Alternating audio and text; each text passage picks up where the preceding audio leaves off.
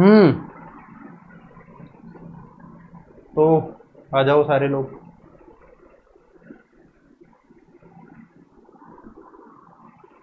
सुनाई दे रहा है क्या? आ जाइए।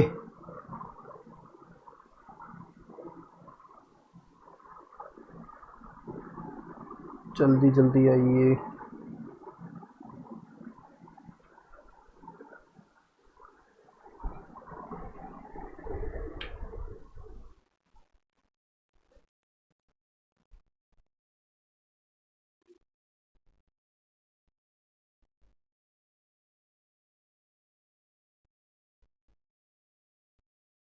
हम्म।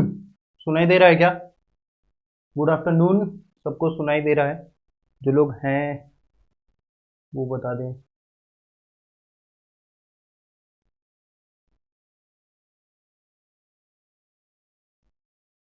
चलो बढ़िया है।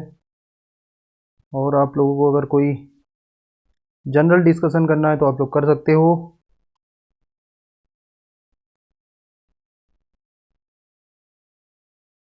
ठीक है। और यहाँ का मौसम बहुत ज़्यादा गंदा है तो लाइट की थोड़ा इधर उधर दिक्कतें हो सकती हैं।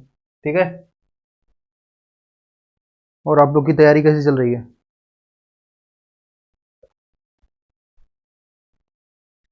तैयारी कैसी चल रही है आप लोगों की? 4:02 में हम लोग शुरू कर देंगे अपना लेक्चर। कल का जो असाइनमेंट था उसको किया आप लोगों ने? मज़ा आया? बताइए। बोलिए बोलिए।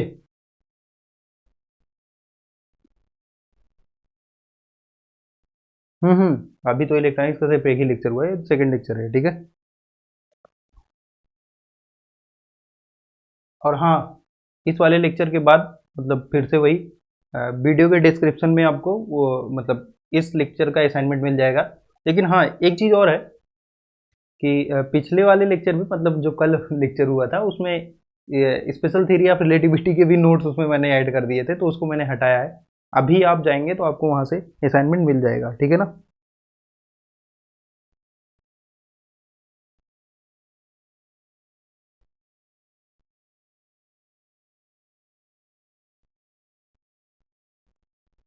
ठीक है, आ जाइए जल्दी जल्दी।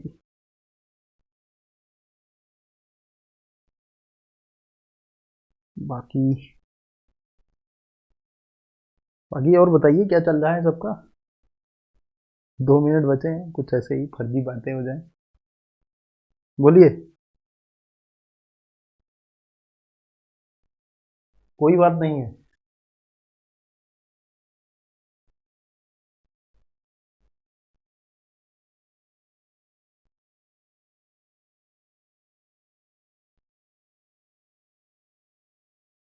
अरे बिल्कुल पूछो।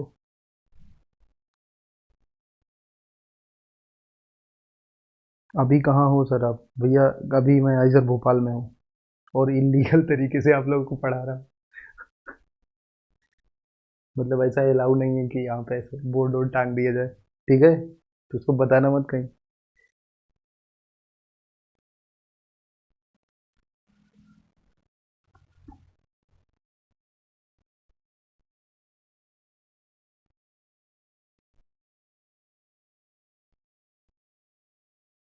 रियल एसआई में एमटेक कैसा है भैया? ये इसके बारे में मैंने सुना नहीं है, मैं पता करके पहले बता दूंगा आपको।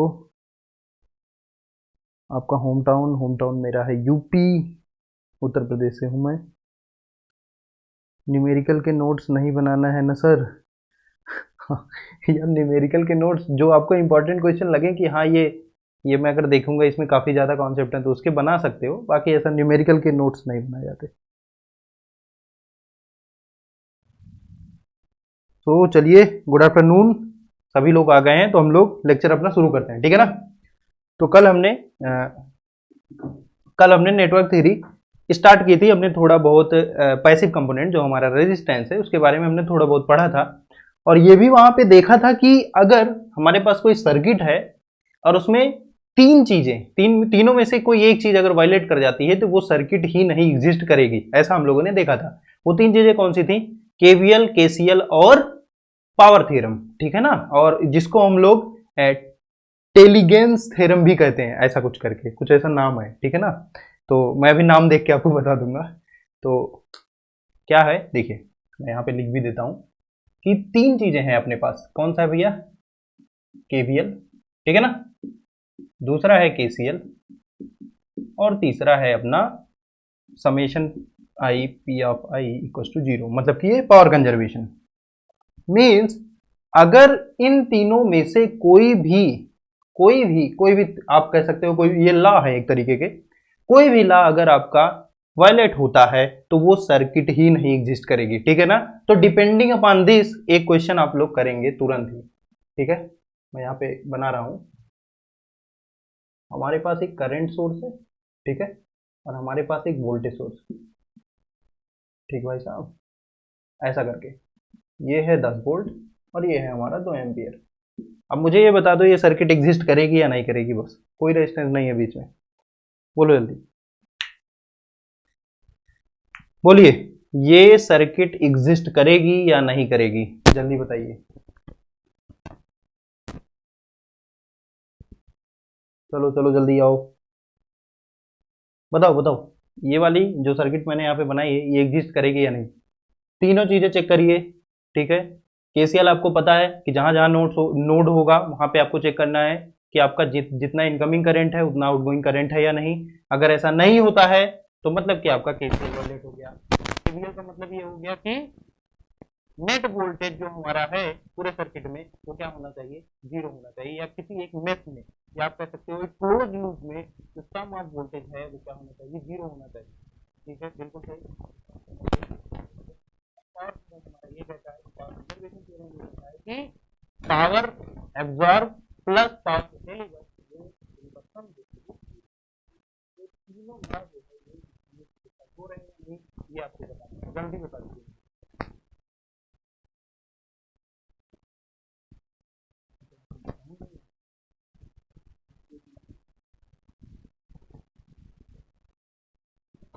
Hello hello hello hello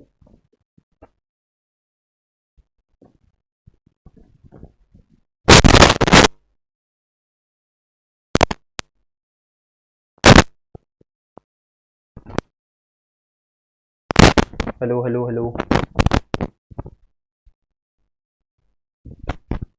hello, अभी आ रहा है क्या?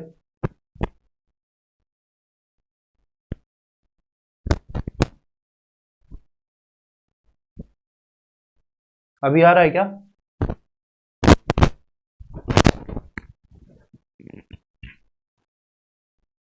हेलो,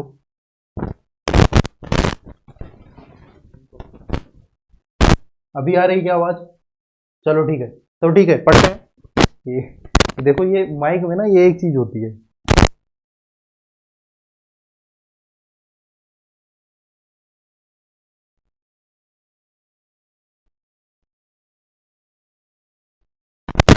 तो उसकी वजह से थोड़ा दिक्कत हो रहा है, और मैं आज ही जाके फेविक्विक लाऊंगा और इसको चिपका दूंगा, ठीक है ना। तो ये बताइए आप लोग, चलिए। तो हाँ, कुछ लोग कह रहे हैं कि एग्जिस्ट करेगी या नहीं, बताइए एग्जिस्ट कर रही है या नहीं। अच्छा, क्लियर नहीं आ रहा।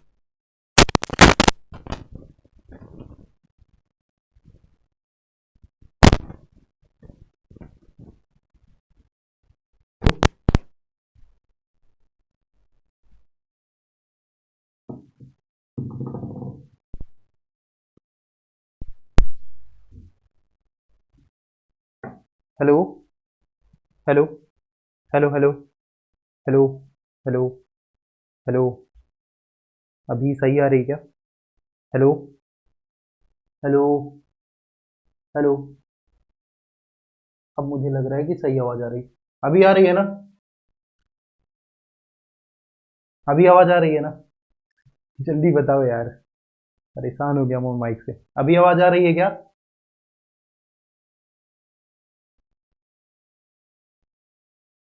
चलो ठीक है, हाँ हाँ बताइए।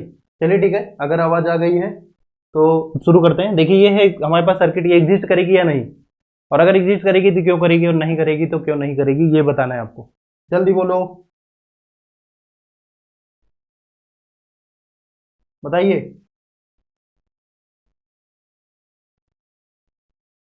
यार अब आप लोग यस सर लिख रहे हो तो मुझे ऐसा लग रहा है कि माइक के बारे में लिख रहे हो।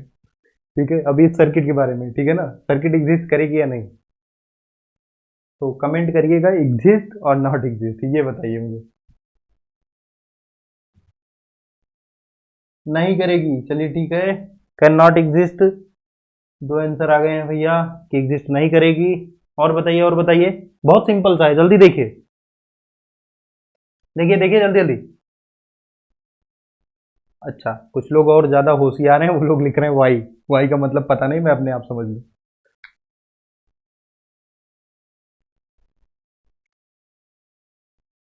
Does not exist, not exist, not exist, can not exist. अच्छा, एग्जिस्ट नहीं करेगी पक्का, because direction of current and potential is opposite. अच्छा, ये दोनों जो है वो अपोजिट है, इसलिए नहीं एग्जिस्ट करेगी, ठीक है। अगर मैं इसको ऐसे रिवर्स कर दूंगा तो एग्जिस्ट कर जाएगी, ऐसा कर दूं तो एग्जिस्ट कर जाएगी क्या? नहीं, नॉट एग्जिस्ट।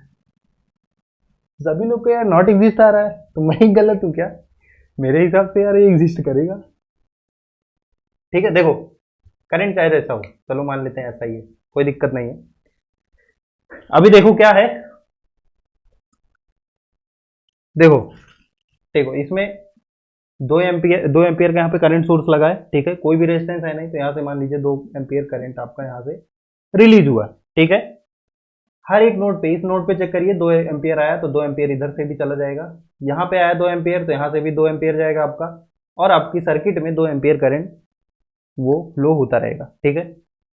ये वाला वोल्टेज सोर्स इस वाले करंट सोर्स के क्या है, पैरेलल में लगा है, मतलब कि जो वोल्टेज है, क्योंकि पैरेलल में वोल्टेज क्या होता है, इक्वल होता है, तो यहाँ पे देखिए, यहाँ पे भी जो इसके अक्रॉस, करंट सोर्स के अक्रॉस जो वोल्टेज हो जाएगा, जिसको हम लोग कह रहे हैं वी ऑफ टू ए, ये कितना हो जाएगा भाई साहब, ये भी हो जाएगा हमारा 10 वोल्ट, ठीक है। तो हमारा जो वोल्टेज है, ठीक है, पोलरिटी आपकी डिफरेंट हो जाएगी, क्योंकि हमें सम ऑफ, क्योंकि केवीएल हमें सेटिस्फाई कराना है, तो सम ऑफ जो वोल्टेज होगा वो क्या हो जाएगा अपना, ऐसा ही तो होगा ना, जैसे मैं अगर इसमें केवीएल लगाऊं ऐसा करके, या किसी भी तरीके से लगा दो, ऐसा लगा दो, ठीक है, तो आप लिखोगे ना वी ऑफ टू ए, ठीक, इधर प्लस मान लेते हैं, इधर माइनस मान लेते हैं, ऐसा मान लेते हैं, क्योंकि मैंने बताया आपको करंट सोर्स का, जैसे मान लीजिए एरो ऊपर लगा, तो इसका मतलब ये नहीं होता है कि प्लस इधर होगा माइनस इधर होगा, या माइनस इधर होगा प्लस इधर होगा, ये आप ही डिसाइड करोगे, ठीक है ना। सिर्फ और सिर्फ करंट की डायरेक्शन को आपको आंसर के हिसाब से मैनिपुलेट कर देना है, तो यहाँ पे मैं अगर प्लस मानूं, यहाँ पे माइनस मानूं, सिर्फ मान रहा हूं, ठीक है। तो यहाँ पे देखिए, पहला हमें क्या मिला, प्लस मिला, तो मैंने यहाँ पे लिखा +2 है, और इसको यहाँ पे देखिए, पहला वाला कोऑर्डिनेट क्या मिला, प्लस कोऑर्डिनेट कह रहा हूँ, या टर्मिनल आपके लीजिए, क्या मिला, +10 वोल्ट, तो यहाँ से मुझे मिला दिस इक्वल टू 0, मतलब कि 2 एम्पियर का जो करंट सोर्स है, इसमें जो वोल्टेज है वो कितना है भाई साहब, -10 वोल्ट, ठीक है ना। तो यहाँ पे जो हमारा वोल्टेज है वो कितना है, -10 वोल्ट है, ठीक है, बिल्कुल सही। तो केवीएल भी सेटिस्फाई हो गया और केसीएल भी सेटिस्फाई हो गया, पावर भी सेटिस्फाई हो ही जाएगी, एक डिलीवर करेगा, एक ऑब्जर्व करेगा, ठीक है ना। क्या होता है, P equal to V into I, तो V इंटू आई यहाँ पे करो, V इंटू आई यहाँ पे करो, यहाँ पे भी देखो -20 वाट, और यहाँ पे +20 वाट, तो क्या आ गया, 0 आ गया। मुझे बताइए क्यों नहीं एग्जिस्ट कर रही है? अच्छा, रेजिस्टेंस 0 है इसलिए एग्जिस्ट नहीं करेगी, ऐसा कहीं लिखा है क्या कि रेजिस्टेंस अगर नहीं है तो एग्जिस्ट नहीं करेगी? ये बताइए, ये एग्जिस्ट नहीं कर सकती क्या? मुझे ये बताइए कौन सी ऐसी चीज है जो यहाँ पे सेटिस्फाई नहीं हो रही?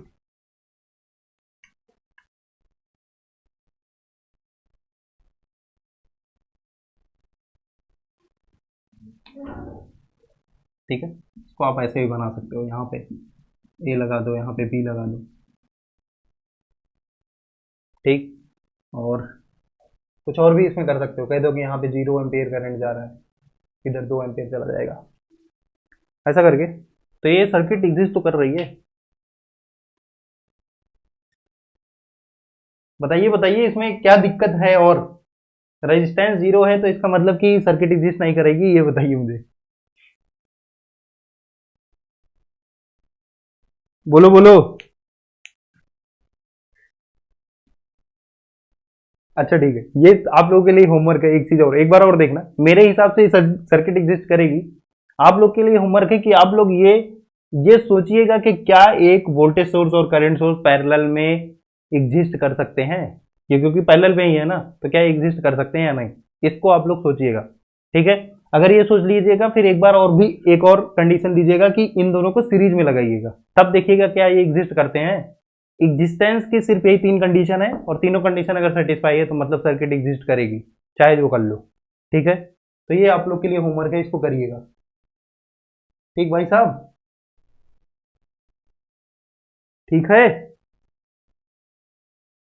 समझ रहे हो कि नहीं? ठीक, तो इसको इरेज कर रहा हूं।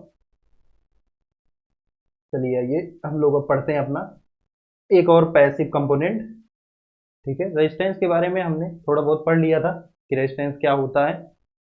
ठीक, और उसमें पैरेलल और सीरीज कॉम्बिनेशन को, अगर मतलब कोई सर्किट बनी है और उसमें पैरेलल और सीरीज कॉम्बिनेशन है, तो उसमें हम लोग इक्विवेलेंट रेजिस्टेंस वगैरह कैसे निकालेंगे, ये हमने देख लिया था। ठीक है ना, और वो लगभग आप लोगों को पता भी रहता है, कोई दिक्कत है नहीं। लेकिन अब हम लोग क्या करने वाले हैं, सेकंड जो पैसिव कंपोनेंट है, तीन पैसिव कंपोनेंट हैं जो आपको पढ़ने हैं। ठीक है भाई साहब, तो पहला आपने रेजिस्टेंस पढ़ा, दूसरा आपका क्या हो जाएगा, इंडक्टर, और तीसरा आपका हो जाएगा कैपेसिटर। तो अभी हम लोग पढ़ने वाले हैं इंडक्टर। ठीक है ना, हेडिंग डाल लीजिएगा इंडक्टर। ठीक है ना, और इंडक्टर में हम लोग पढ़ेंगे inductance.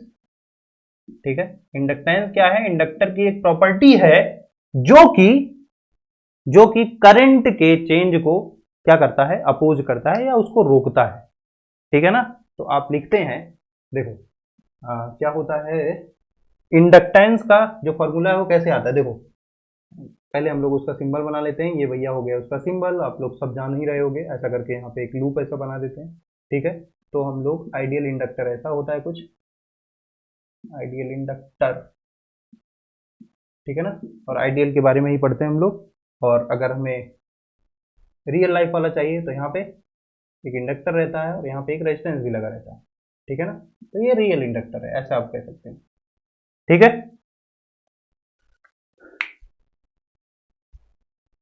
I think if voltage source current source automatically, sir current source वाले क्वेश्चन में उसको रेजिस्टेंस से रिप्लेस करके सॉल्व करें।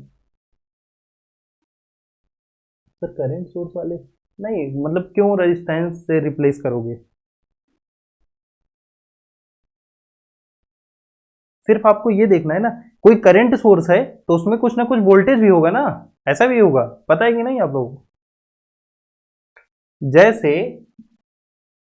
जैसे यहाँ पे अगर मान लीजिए कोई करंट सोर्स है तो इस पे कितना वोल्टेज ड्रॉप होगा, तो वोल्टेज यहाँ पे आपको मिलेगा कि कितना वोल्ट है इसके पास।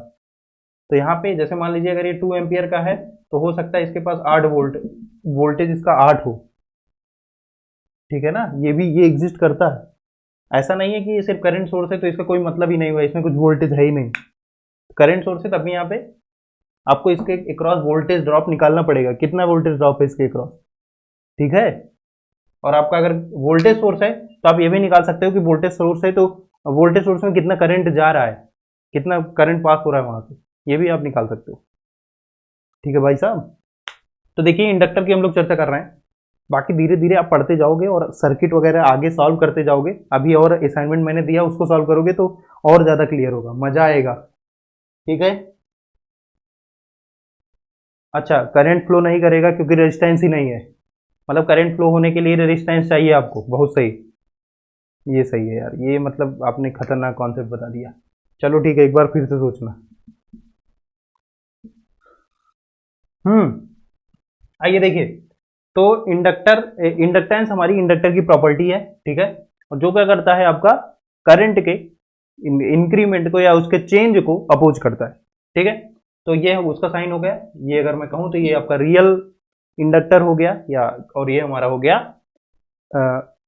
Ideal inductor. ठीक है ना, और इसको हम लोग एल से दिखाते हैं। ठीक है ना, और ये जो इंडक्टर का इंडक्टेंस है, ये कॉन्सेप्ट कहां से आता है, जो हम लोग लिखते हैं मैग्नेटिक फ्लक्स। ठीक है ना, magnetic flux is directly proportional to किसके होता है, करंट के, होता है कि नहीं? इलेक्ट्रोडायनेमिक्स में पढ़ा होगा, ठीक है, अगर नहीं पढ़ा तो फिर से जाके पढ़ लो। तो मैग्नेटिक फ्लक्स हमारा क्या है, डायरेक्टली प्रोपोर्शनल है करंट के, और अगर मैं मैग्नेटिक फ्लक्स को दिखाऊं पाई से, तो पाई हमारा डायरेक्टली प्रोपोर्शनल है आई के, और यहां से जब ये प्रोपोर्शनलिटी कांस्टेंट हटता है तो यहां से हमें मिलता है phi equals to L I, ठीक है, और यहां से हमें मिलता है L equals to phi by I, और यहां से आपको इसकी यूनिट भी पता चलती है वेबर पर एम्पियर, ठीक है, ये आप इतना नोट करेंगे, ठीक है। अच्छा, असाइनमेंट सॉल्व नहीं हो रहा है, बिल्कुल सही, पोटेंशियल डिफरेंस चाहिए बस, हाँ बिल्कुल सही है। असाइनमेंट अगर नहीं सॉल्व हुआ भैया, थोड़ा सा एफर्ट करो, वरना फिर ग्रुप में डिस्कस करो। आप लोग इतना ज्यादा, मतलब मैं क्या बताऊं, गाली निकलती मेरे मुंह से जब कोई क्वेश्चन पूछता है, तो इसका मतलब ये नहीं है कि उसको डाउट वाले फैकल्टीज ही बताएंगे, आप लोग उसको खुद का क्वेश्चन समझ के खुद भी आप डिस्कस कर सकते हो, ठीक है। तो एक बार प्रयास तो किया करिए, ये तो है नहीं किसी ने क्वेश्चन पूछा था आपको मतलब ही नहीं, अगर आपने लगा लिया है तब भी आप उसको कम से कम बता दीजिए, ठीक है ना। अब मैं ही मतलब इतना ज्यादा बिजी हूं, मैं असाइनमेंट भी बना रहा हूं आपके लिए, और आपके लिए लेक्चर भी प्रिपेयर कर रहा हूं, तो मेरे पास अभी इतना टाइम है ही नहीं कि मैं एक एक करके सबसे डिस्कस करूं। अभी मैं जितना असाइनमेंट दे रहा हूं सबका, जैसे आप लोग पहले से अपने आप सॉल्व करोगे, फिर एक बार ही मतलब मैं कहूंगा कि हाँ आप लोग सारे असाइनमेंट के बता दीजिए कौन कौन से क्वेश्चन में दिक्कत है आपको, फिर मैं उसको आके ग्रुप में डिस्कस करूंगा, ठीक है। लेकिन अभी के लिए आप लोग आपस में ही डिस्कस करें, ठीक है। तो इसको नोट कर लीजिए भाई साहब। तो ये हो गया हमारा इंडक्टेंस, एल यहां से आ गया भैया, और जैसे आपको पता है कि मान लीजिए कि यहां पे हमारा लगा है इंडक्टर, इसमें करंट जा रहा है कितना, आई एल ऑफ टी, जो कि टाइम का फंक्शन है। यहाँ पे जो करंट है आपका वो कांस्टेंट नहीं होना चाहिए, क्यों नहीं होना चाहिए अभी आपको खुद ही समझ में आ जाएगा, ठीक है ना। और इसके क्रॉस जो वोल्टेज ड्रॉप है, इसको मैं कह रहा हूँ वी एल ऑफ टी, इसका जो इंडक्टेंस है वो है एल, तो हम लोग लिखते हैं वी एल ऑफ टी, मतलब कि वोल्टेज ड्रॉप इसमें कितना होगा इस इंडक्टर के क्रॉस, अगर इसमें से अगर current I L of T pass हो रहा है, तो इसको लिखते हैं हम लोग L D I L T divide by D T. I L आप यहाँ पे लिख सकते हो या आई भी लिख सकते हो, कोई दिक्कत है नहीं, ठीक है। तो यहाँ पे जो वोल्टेज ड्रॉप होता है उसका कुछ फॉर्म आती है ऐसी कुछ, ठीक है ना। और एल हमारा क्या है, इंडक्टेंस है, जो कि आपको यहाँ से भी पता चल रहा है, ठीक। और यहाँ से भी आप देख रहे हो कि एल क्या कर रहा है, अपोज कर रहा है इसके चेंज होने का, है कि नहीं है। एल इसके चेंज होने का अपोज कर रहा है, मीन्स यहां से ये भी हो गया कि I L of T does not equal to constant.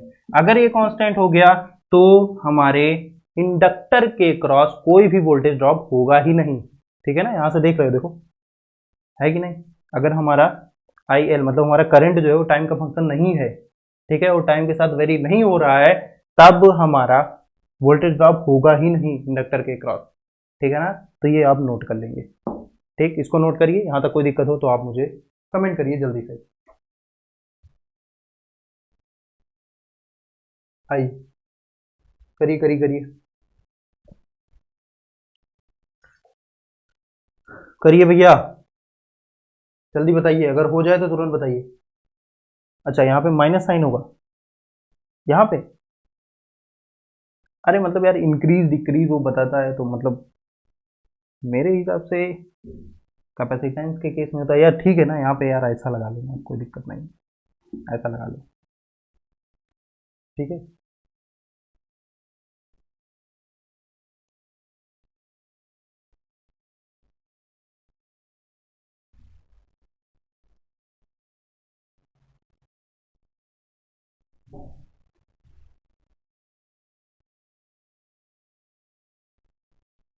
Hmm, minus plus sign होगा यार, अगर होगा तो आप उसको लगा लो, ठीक है। या आप ऐसा कह सकते हो कि मतलब यहाँ पे मैंने मॉड भी लगा दिया है तो कोई दिक्कत है नहीं, आपको सिर्फ मैग्नीट्यूड से मतलब। Voltage drop end voltage same है सर, हाँ वोल्टेज, अब वोल्टेज ड्रॉप कह लीजिए या पोटेंशियल डिफरेंस कह लीजिए, वोल्टेज वोल्टेज का मतलब पोटेंशियल हो गया, तो पोटेंशियल एक एब्सोल्यूट क्वांटिटी है नहीं, ठीक है ना। आपको क्या चाहिए, एक रेफरेंस पॉइंट चाहिए हमेशा, इसीलिए हम लोग कहते हैं पोटेंशियल डिफरेंस, नॉट पोटेंशियल, ठीक है भाई साहब। तो आपको कहीं भी अगर वोल्टेज लिखा है ना, तो किसी ना किसी के रेफरेंस में लिखा रहता है, ठीक है। तो इस तो आप उसको पोटेंशियल डिफरेंस भी कह सकते हैं। ठीक, क्लियर हुआ?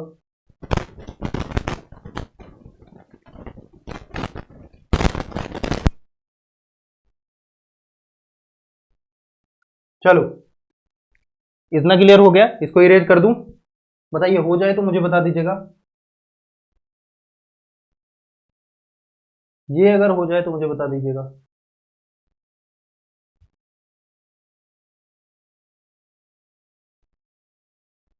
इंडक्टर क्या काम करता है आपको पता चल गया होगा। आप ये करंट के चेंज को मतलब मैनेज करता है, आप ऐसा कह सकते हो। ठीक है ना? अब आप देखो, पहले मतलब पहले टाइम में, थोड़ा सा पहले, और जब आपके एलईडी के वो नहीं आते थे रॉड वगैरह, जो जलने वाली रॉड होती है, ऐसा लड़ाई वड़ाई करने वाली रॉड नहीं, तो उसमें चोक कॉइल लगती थी ना, चोक ऐसा लगाते थे, तो उसमें भी इंडक्टर वगैरह लगता था। ठीक है ना? उसको कभी तोड़ के देखे हो? नहीं देखे होगे, क्यों? क्योंकि तुम लोग को कोई जिज्ञासा ही नहीं थी। ठीक है, ये हो गया। चलिए ठीक है। तो अब देखिए, जैसे हम लोगों ने रेजिस्टेंस में देखा था कि अगर आपके पास सेट ऑफ रेजिस्टेंसेज हैं कई, तो उनका इक्विवेलेंट अगर रेजिस्टेंस निकालना है तो हम लोग कैसे निकालते थे। ठीक है ना? तो पैरेलल कॉम्बिनेशन और सीरीज कॉम्बिनेशन, जैसे हम लोग रेजिस्टेंस में देखे थे, तो वैसे हम लोग इंडक्टेंस में भी देखेंगे या इंडक्टर्स में भी देखेंगे। तो पहला यहाँ पे लिखेंगे सीरीज कॉम्बिनेशन। क्या देखेंगे? Series combination. ठीक है भाई साहब? तो यहाँ पे इंडक्टर आप क्या कर दीजिए, सीरीज में लगा दीजिए। ठीक है, ऐसे अनंत लगा दीजिए। ठीक है ना? और ये है पॉइंट ए, ये है पॉइंट बी, ये L1 L2 L3। ठीक है, और ये Ln तक है। ठीक, तो सीरीज कॉम्बिनेशन या L इक्विवेलेंट जो होता है, इसको सही से बना के ऐसे लिखिएगा, L इक्विवेलेंट यहाँ पे लिखिएगा और यहाँ पे एक इंडक्टर बनाइएगा, और यहाँ पे L इक्विवेलेंट आपने लिखा ही है, आप लिखेगा A, यहाँ पे B। ठीक है ना? यहाँ पे थोड़ा यार, क्योंकि तुम लोग ये भी कमेंट करोगे। L इक्विवेलेंट इक्वल्स टू, तो यहाँ पे ये रेजिस्टेंस की तरह ही जुड़ता है बिल्कुल, तो L इक्विवेलेंट हो जाता है भैया L1 plus L2 plus L3 plus dot dot dot Ln। ठीक है, इसको नोट कर लीजिएगा। सेम आपका होता है अगर हमने पैरेलल कनेक्शन ले लिया। ठीक है, पैरेलल कनेक्शन है हमारे ढेर सारे, जैसे A हो गया, यहाँ पे B बना लो, ऐसे ऐसे ऐसे जोड़ते चले जाओ। ठीक है, तो ये है L1, ये है L2, ये है L3, और ये Ln तक यहाँ पे गया है। और यहाँ पे आप क्या करना है, आपको इक्विवेलेंट यहाँ पे बनाना है। ठीक है, ये है A, ये है B। ठीक, हमेशा ये गलती हो रही है, ये A, ये है B, यहाँ पे हम लिख रहे हैं L इक्विवेलेंट, और सेम वही रेजिस्टेंस वाला मामला है, 1 by L equivalent equals to 1 by L1 plus 1 by L2 plus dot dot dot 1 by Ln। ठीक है, ये समझ में आ गया होगा आपको आराम से, कोई दिक्कत यहाँ पे होनी नहीं चाहिए मेरे हिसाब से। बताइए, हो गया क्या? अगर ये हो जाए तो तुरंत बताइए। इसके बाद हम लोग कुछ रूल्स पढ़ेंगे, फिर उसके बाद अभी एक बहुत ही ब्यूटीफुल सा इसमें कुछ एक एक्सप्लेनेशन निकल के आएगा। ठीक है, और जिन्होंने थोड़ा बहुत लैपलास ट्रांसफॉर्म पढ़ा है उनको थोड़ा और ज़्यादा समझ में आएगा, और जिन्होंने नहीं पढ़ा है वो मतलब फिर पढ़ लेंगे या मैं बता दूंगा, तो आप मान लीजिएगा ये होता है। ठीक है, चलो ठीक। तो ये तो आप लोग नोट कर ही लोगे, कोई दिक्कत है नहीं, पूरा रेजिस्टेंस वाला ही मामला है। ठीक है, इसके बाद आपने पढ़ा होगा voltage division rule and current division rule. पढ़ा था कि नहीं? कभी सुना है क्या? Voltage division rule and current division rule पढ़ा है? पढ़ा है क्या कहीं? चलिए, ये नहीं पढ़ा है तो पढ़ लेते हैं। और यहाँ पे इंडक्टर में पढ़ा रहा हूँ, उसी के नीचे ही, मतलब ये इंडक्टर में यही सब है। ठीक है ना? यहाँ पे लिख देता हूं मैं वोल्टेज डिवीजन रूल। ठीक है ना? वोल्टेज डिवीजन रूल है अपना। ठीक, और यहाँ पे लिखेंगे करंट डिवीजन रूल। ठीक है, बिल्कुल सिंपल सा है, आराम से समझेंगे। पहले रेजिस्टेंस के केस में समझ लेंगे, फिर अपने आप ही। साउंड नहीं आ रहा है क्या?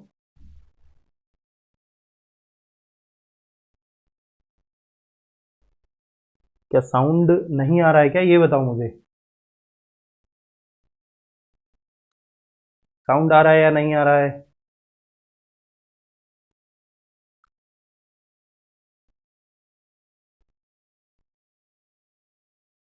चलिए ठीक है, तो आ रहा है तो शुरू करते हैं। हाँ ठीक है ठीक है ठीक है। चलो ठीक है। हाँ हाँ चलो। यार अगर साउंड नहीं आएगा तो मैं ऐसे बोलता रहूंगा, कोई मतलब है ना, एनर्जी वेस्ट हो जाएगी ना। चलो, तो यहाँ पे देखते हैं। एक चीज और आपको बता दूं, चलो ठीक है यार, उसको बाद में बताते हैं। पहले यहाँ पे देखो, तो क्या है कि वोल्टेज डिवीजन रूल क्या कहता है कि अगर मान लीजिए हमारे पास यहाँ पे कोई सोर्स वोल्टेज है, ठीक है ना, यहाँ पे मैं एक सोर्स वोल्टेज बना रहा हूँ जिसको कह रहा हूँ वी एस, सोर्स है, ठीक है, और ये रजिस्टेंसेज लगे हैं, ठीक है ना, सीरीज में रेजिस्टेंस लगे हैं, इसका नाम है R1, इसका R2, इसका R3 रेजिस्टेंस है, ठीक है। ये हमारा सोर्स रेजिस्टेंस है, R1 R2 R3, आपको पता है सीरीज में लगे हैं, तो सीरीज में अगर लगे हैं तो मतलब कि करंट आपका सेम आएगा, कोई दिक्कत है ना इसमें, ठीक है ना।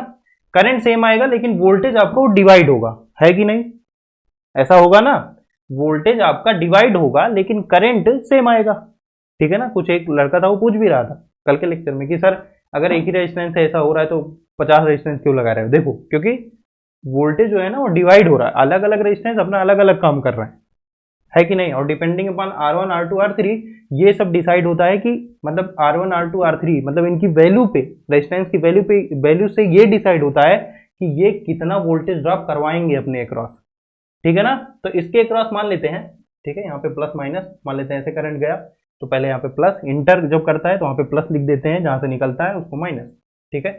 फिर यहाँ से निकला, यहाँ पे इंटर किया प्लस माइनस, यहाँ पे प्लस और माइनस, तो इसको हम लोग कह रहे हैं V1, इसके क्रॉस जो वोल्टेज ड्रॉप होगा यहाँ पे V2 और यहाँ पे V3, ठीक है, बिल्कुल सही।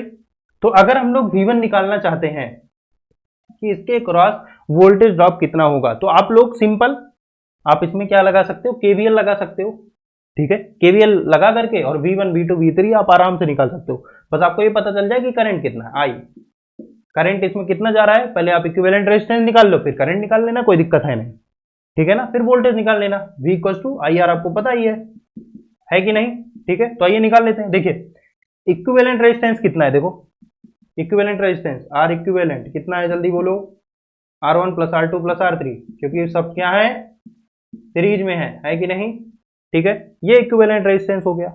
अगर ये इक्विवेलेंट रेजिस्टेंस निकल गया भाई साहब, तो हम करंट निकाल सकते हैं, नेट करंट आई नेट यहां पे लिख देता हूं, आई इक्वल टू क्या होगा, V बाई आर, तो V source divided by R equivalent, ठीक है ना। तो क्या आ गया, V source divided by R1 plus R2 plus R3, ये हमें मिल गया कि नेट करंट इसमें कितना फ्लो हो रहा है।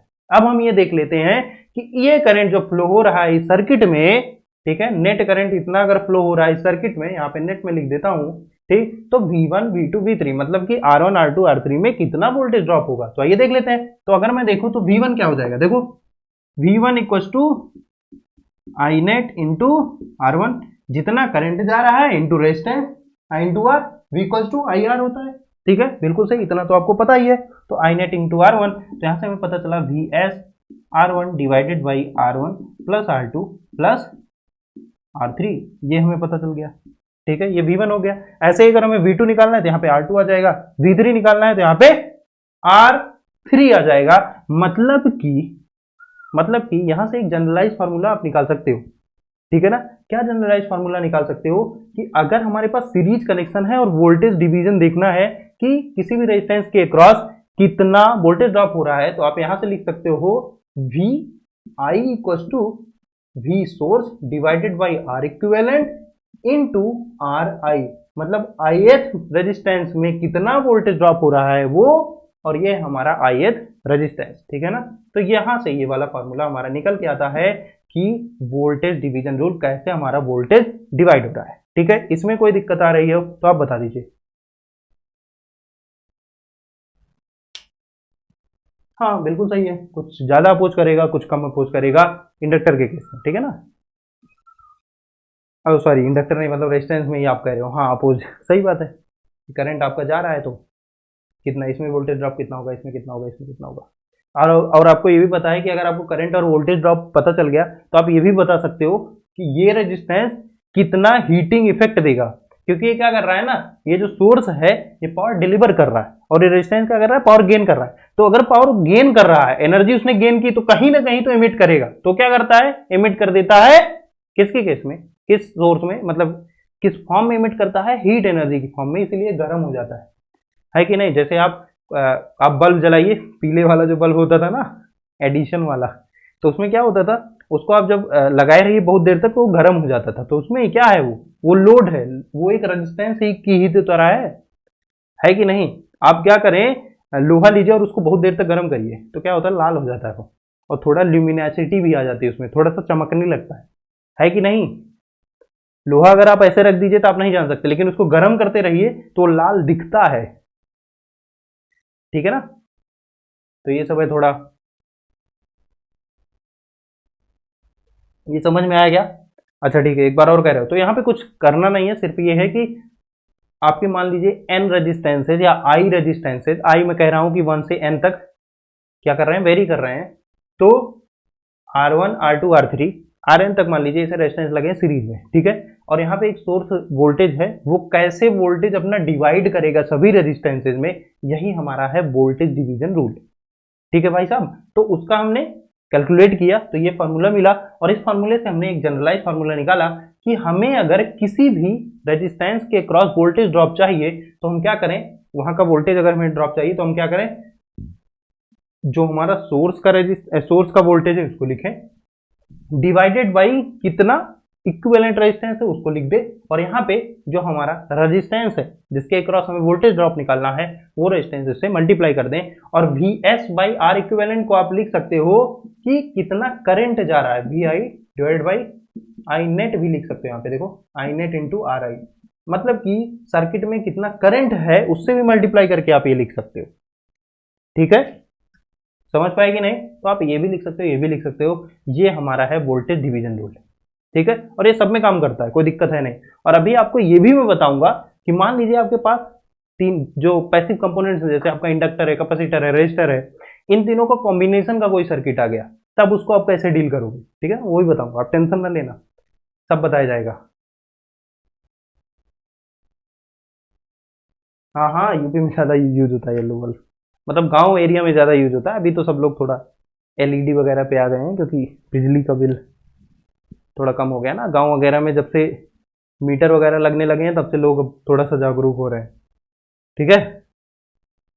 उसको क्यों यूज करते थे गांव वगैरह में ना, क्योंकि गांव वगैरह में ठंडी बहुत होती है, ठीक है ना, अपने नॉर्थ साइड में बहुत ठंडी होती है, तो ठंडी में क्या करते हैं, उसको लगा देते हैं थोड़ा थोड़ा वो, क्योंकि हीट इजेक्ट करता रहता है ना, तो गर्म रहता है घर। आप देखिए, तो आप ऐसा भी यूज कर सकते हैं, ठीक है। हो जाए तो ये बता दीजिएगा, ये क्लियर हुआ क्या? ये अगर क्लियर हो जाए तो मुझे बताइए जल्दी। ये क्लियर हो गया? चलो, क्लियर हुआ क्या ये सब? चलिए आइए तो करंट डिवीजन रूल पे। करंट डिवीजन रूल भी ऐसा है कि मान लीजिए हमारे पास कोई करंट सोर्स है, वहां से करंट आ रहा है IS, ठीक है, और यहाँ पे एक रेजिस्टेंस लगा है और यहाँ पे एक रेजिस्टेंस लगा है, ठीक है। दो रेजिस्टेंस पे लेके बता देते हैं, बाकी जनरलाइज तो अपने आप ही कर लेंगे। तो अब क्या है, क्योंकि ये दोनों पैरेलल में है, पैरेलल में है मतलब कि दोनों का जो वोल्टेज ड्रॉप होगा, मतलब कि दोनों के अक्रॉस जो वोल्टेज ड्रॉप होगा वो सेम होगा, है कि नहीं। तो इसके अक्रॉस जो वोल्टेज ड्रॉप होगा, इसके अक्रॉस जो वोल्टेज ड्रॉप होगा वो सेम होना चाहिए, ठीक। लेकिन करंट जो है, यहाँ पे I1 आएगा और यहाँ पे I2 आएगा, ये हमारा है R1, ये हमारा R2, है कि नहीं। इन दोनों के अक्रॉस, इन दोनों के अक्रॉस जो हमारा वोल्टेज ड्रॉप है वो तो सेम आएगा, क्योंकि ये दोनों क्या है, पैरेलल में है। लेकिन इनके अक्रॉस जो करंट आएगा, मतलब इस आर्म में, इस आर्म में, या जो इस रेजिस्टेंस में करंट जाएगा, वो क्या होगा, आपका डिफरेंट होगा, ठीक है। अब देख लेते हैं कि कितना करंट आएगा I1 और I2, इसी को हम लोग कहते हैं वोल्टेज डिवीजन, ठीक है ना। तो I1 आप निकाल लीजिएगा, ठीक है, मैं डायरेक्ट लिख रहा हूँ, आप लोग निकाल भी सकते हो, इसका इक्विवेलेंट रेजिस्टेंस निकालो, फिर देख लो कि नेट वोल्टेज कितना है, ठीक है। और आपको अगर वोल्टेज पता लग गया तो I1 इक्वल टू क्या हो जाएगा, I1 equal to V equivalent, और V नेट आप लिख सकते हो, ठीक है, या V सोर्स भी लिख सकते हो, कोई दिक्कत नहीं है, V source divided by R equivalent, तो आर इक्विवेलेंट आपको निकल गया वी सोर्स, तो यहाँ पे क्या लिख सकते हो आप, I1 आपका निकल जाएगा, ऐसे I2 निकल जाएगा। ठीक है, तो यहाँ पे देखिए तो क्या हो गया, I1 अगर मैं लिखना चाहूं तो I1 लिखूंगा। अब देखो यहाँ पे क्या हो रहा था, जिस रेजिस्टेंस में हमें वोल्टेज ड्रॉप चाहिए था ये वो मल्टीप्लाई हो रहा था, इसमें थोड़ा रिवर्स सा हो जाता है, ठीक है ना। अगर इसमें करंट चाहिए तो ये मल्टीप्लाई होगा, और इसमें अगर करंट चाहिए ये मल्टीप्लाई होगा, मतलब कि IS into R2 divided by R1 plus R2, ठीक है। और यहाँ पे होगा I2 equal to IS into R1 divided by R1 plus R2, ठीक है ना। तो ये हमारा हो गया करंट डिवीजन रूल, मतलब कि करंट हमारा कैसे डिवाइड होता है, ठीक है ना। अगर ये हमारा सोर्स है, कोई सोर्स है यहाँ पे, ठीक, वो अगर IS करंट भेज रहा है तो I1 और I2 कितना होगा, ठीक। तो ये सब आप निकाल सकते हो। बाकी इसके बाद मैं और तरीके बताऊंगा कि कैसे आप ये करंट वगैरह और आसानी से निकाल सकते हो, ठीक है ना। टेंशन मत लीजिए, सब कुछ हो जाएगा। बताइए, अगर ये हो गया हो तो मुझे बताइए, इसको इरेज करके थोड़ा और आगे बढ़ें, अगर ये समझ में आया हो तो।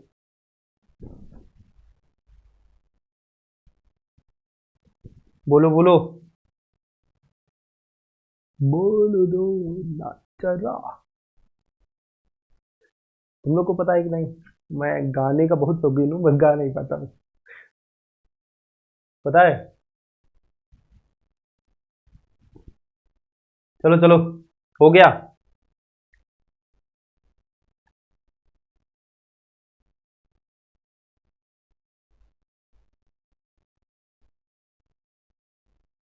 चलिए फिर इसको कर देते हैं इरेज। अब देख लेते हैं हम लोग एक और खतरनाक वाला कॉन्सेप्ट, ठीक है, जो कि यूज करके थोड़ा सा मजा भी आएगा। तो हाँ, हम लोग कहाँ थे, इंडक्टेंस वगैरह पे।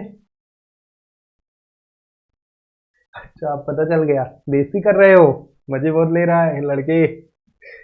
चलो, तो अब क्या हो गया, इंडक्टर का हम लोग इंडक्टेंस पढ़ रहे थे, और हमने ये देख लिया कि पैरेलल और सीरीज कॉम्बिनेशन इंडक्टर में कैसे होता है, ठीक है। अब हम लोग क्या करते हैं, चलिए, वोल्टेज डिवीजन रूल हम लोग किसमें लगाते हैं, इसमें इंडक्टर के केस में। तो इसमें हम लोग लिख सकते हैं, चलिए मान लीजिए एक रेजिस्टेंस और एक इंडक्टर, ठीक है ना, और यहाँ पे हमारा कोई सोर्स रेजिस्टेंस, ठीक है ना, इसको हम सोर्स वोल्टेज है, रेजिस्टेंस नहीं कह रहा हूँ, और ये हमारा R, इसको मैं कह रहा हूँ इसका जो इंडक्टेंस है वो है L, ठीक, और ये हमारा सोर्स वोल्टेज है, और इसके क्रॉस अगर मैं मान लूँ तो इसके क्रॉस जो हमें प्लस माइनस आप लगा सकते हैं, इसके क्रॉस जो हमें वोल्टेज ड्रॉप है वो मान लीजिए मिल रहा है VL, ठीक है ना, या आप VO भी मान सकते हैं, V आउटपुट लिख लो, कोई दिक्कत नहीं, ठीक है ना। उधर नोटेशन आप VO VL VS कुछ भी लिख दो, बस ये और ये सेम मत लिखना, ठीक है। तो ये देखिए सीरीज में है, ठीक, यहाँ पे भी वोल्टेज जो डिवीजन रूल है वो हम लगा सकते हैं। तो आइए देख लीजिए, तो यहाँ पे देखिए VO क्या हो जाएगा, VO क्या होता है, L into L into L। अब देखो इंडक्टर है यहाँ पर, जे आपका दिखाता है कि ये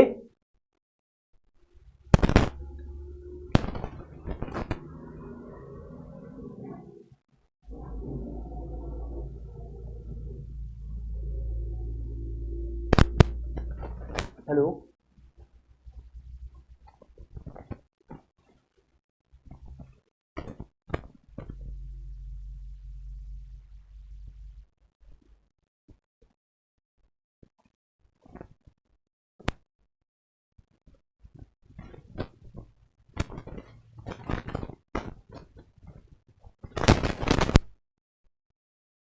ओह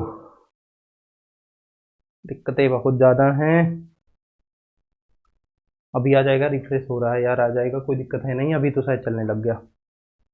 आ गया क्या, अभी साउंड चला गया क्या फिर से।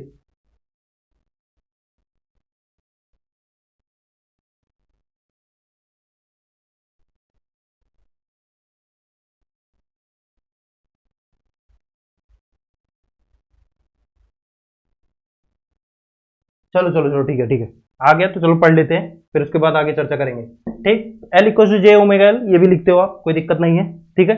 तो अगर हम लोग यहाँ पे लिखें, देखो वोल्टेज डिवीजन रूल लगाएं और V L equal to J omega L होता है, ये आप लोग जानते हो, ठीक है, कैसे आता है ये लोग 12th में पढ़े होंगे, अगर नहीं पढ़े तो फिर से जाके पढ़ लेना। चलो, तो यहाँ पे अगर हम लोग वोल्टेज डिवीजन रूल लगाते हैं तो VO मतलब V आउटपुट हम लिख सकते हैं V सोर्स इनटू इसका जो रेजिस्टेंस होगा, ठीक है ना, इसका रेजिस्टेंस मतलब L जो हमारा है, ये रेजिस्टेंस की फॉर्म में लिख सकते हैं हम लोग, तो यहाँ पे L मैं लिख रहा हूँ, ठीक, divided by L plus R, ठीक है। और इसको अगर मैं और थोड़ा एक्सपेंड करूं तो लिखूंगा J omega L into V S divided by J omega L plus R, ठीक है।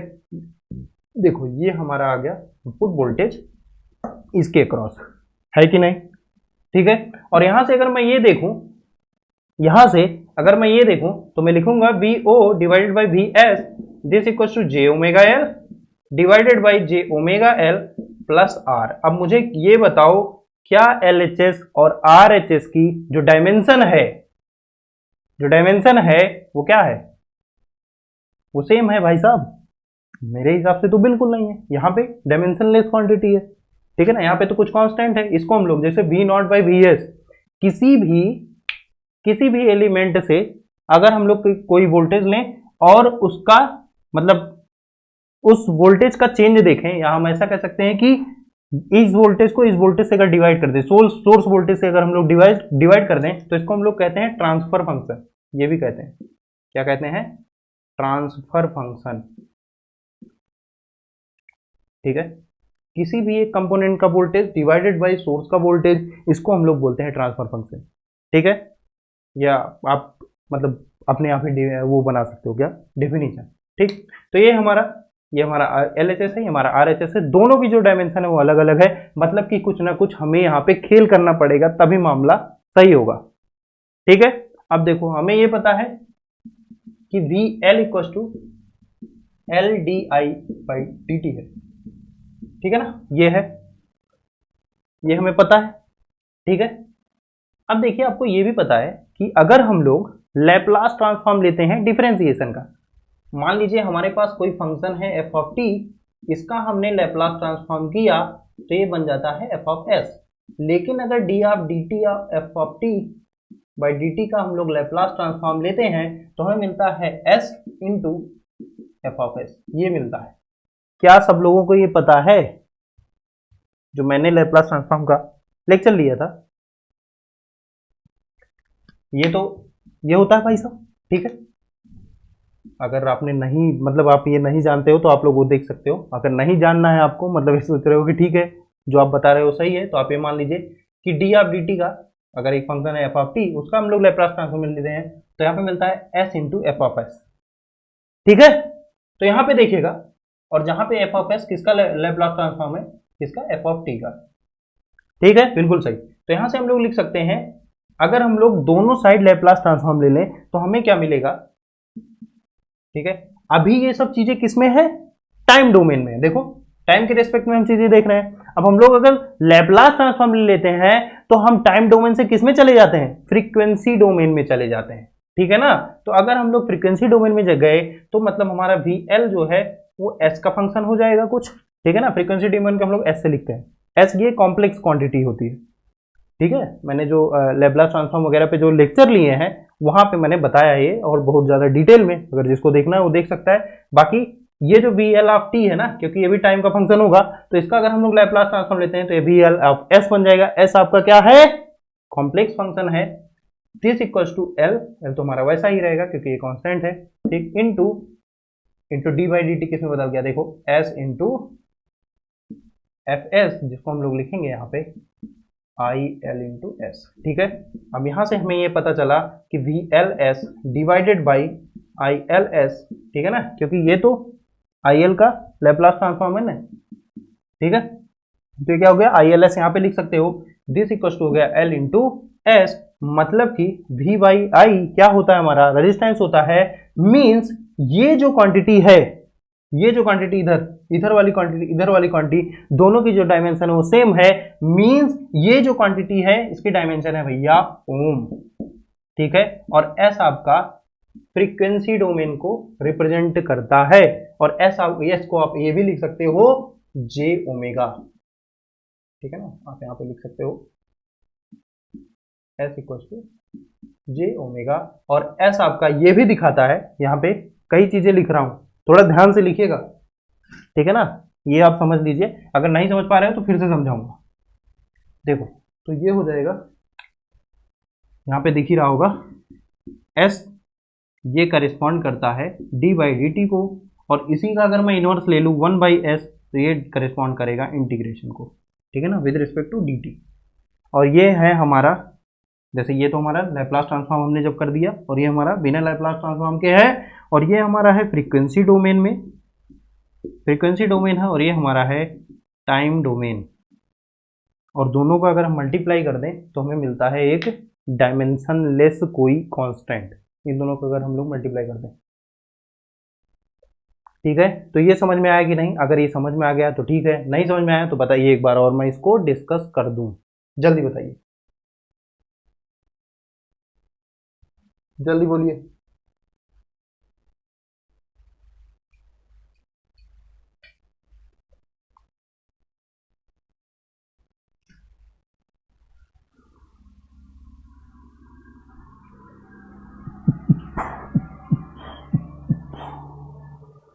वंस मोर, भाई साहब गाना सुना ना पहले, वंस मोर वंस मोर। हाँ चलो ठीक है, देखिए तो अब क्या हुआ, ये तो आपको पता चल गया होगा कि ये वोल्टेज डिवीजन रूल लगा है, कुछ और कुछ नहीं किया है, और आपको पता है J equal to I XL, मतलब या आप कह सकते हो इसके अक्रॉस जो रेजिस्टेंस के फॉर्म में जो हम लिखते हैं वो एक्सएल होता है इसका, मतलब इसकी जो डायमेंशन होती है वो ओम हो जाती है, ठीक है ना, और एक्सएल को लिखते हैं हम लोग जे ओमेगा एल, और इसका अगर हम लोग मॉड ले लें तो हमें ओमेगा एल मिल जाता है, ठीक है, ये समझ में आया।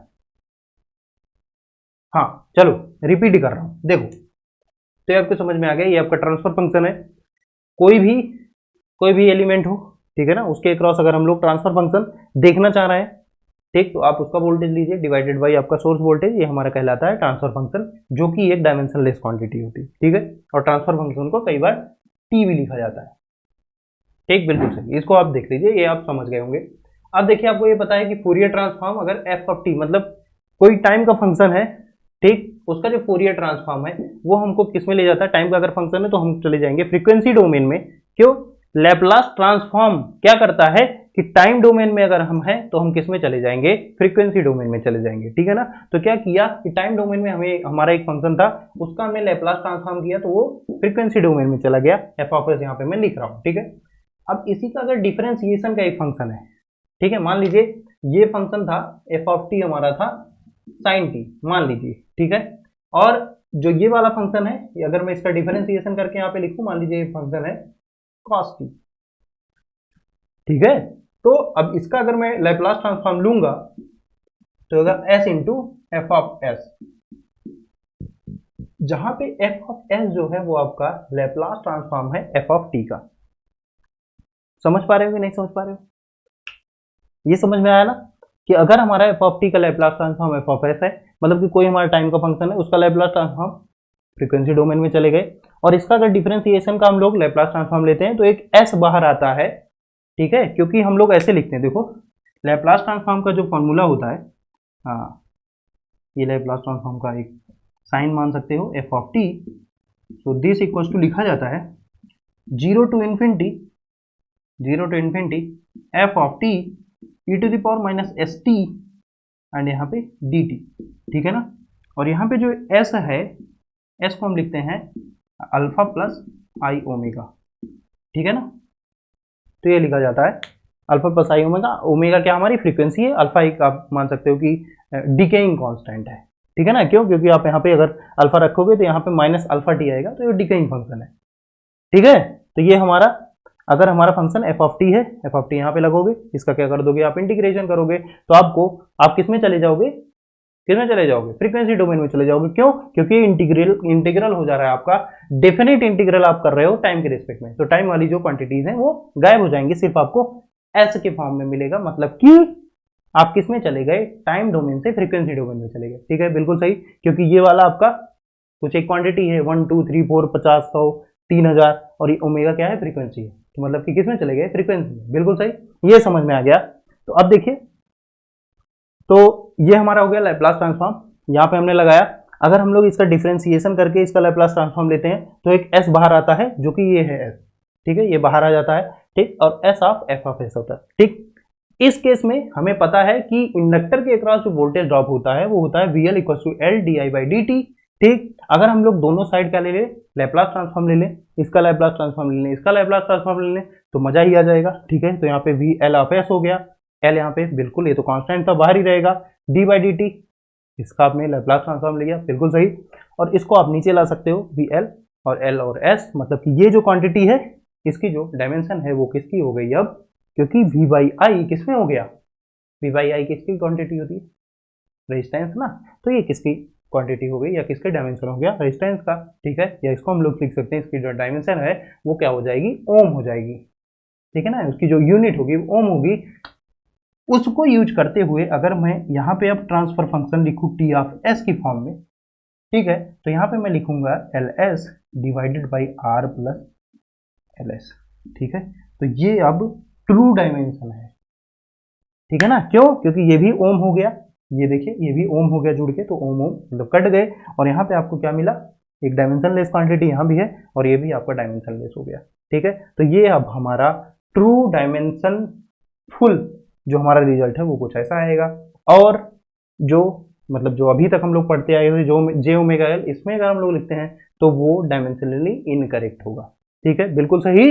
और यहाँ आपको मैंने ये भी बताया कि s को आप लोग दो तरीके से लिख सकते हो, s आपका j⍵ भी आप लिख सकते हो, ठीक है, और s को आप d/dt लिख दोगे, 1/s को आप dt लिख सकते हो इंटीग्रेशन में, ठीक है ना, बिल्कुल सही है। क्या अब ये समझ में आया, अगर समझ में आया तो जल्दी बताइए, इसको इरेज करके सेकंड कॉन्सेप्ट बताया जाए।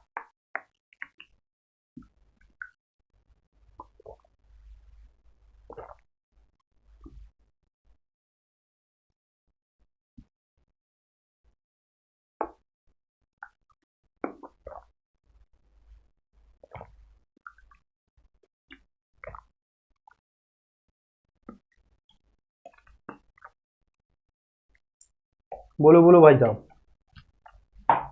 समझ में आ गया क्या, जल्दी बताओ, ये समझ में आया, अगर ये समझ में आ गया तो आगे बहुत ज्यादा इजी हो जाएंगी चीजें।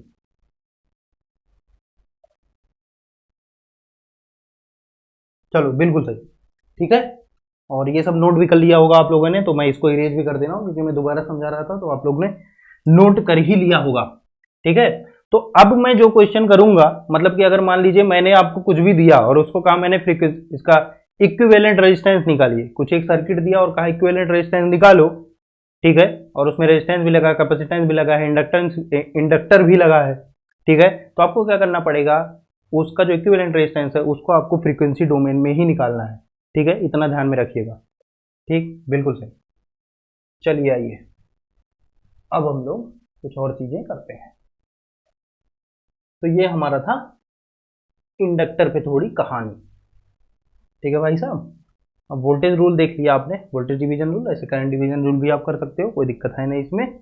और अब हम लोग आ जाते हैं किसमें, और हाँ ये भी आपको पता है कि XL = j⍵L, ये तो होता ही है, इसको भी बता ही देता हूँ। और ये हमारा क्या है, इंडक्टिव रिएक्टेंस है, इसको क्या कहते हैं, इंडक्टिव रिएक्टेंस है।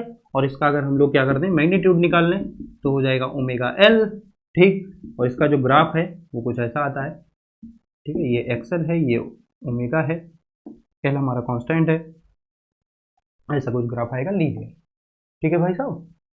ये हो गया आपका XL, ठीक, बिल्कुल ये समझ में आ गया। और अब हम लोग चलेंगे किस पे, हाँ चलिए आपको एक क्वेश्चन भी दे देते हैं, आप लोग इसको करिएगा, तब तक मैं कैपेसिटर पढ़ाने की थोड़ी थोड़ी कोशिश करता रहूँगा, ठीक है। और ये है A, ये है B, ये है 2, ये है 3, ये 3 हेनरी है, ठीक है ना, सेल जो है हेनरी में है, और ये है 2। अब मुझे बता दीजिए कि RAB कितना है, इक्विवेलेंट रेजिस्टेंस कितना है, ये मुझे बता दीजिए, ठीक है। और यहाँ पे मैं लिखने चल रहा हूँ कैपेसिटर, चलो बताओ।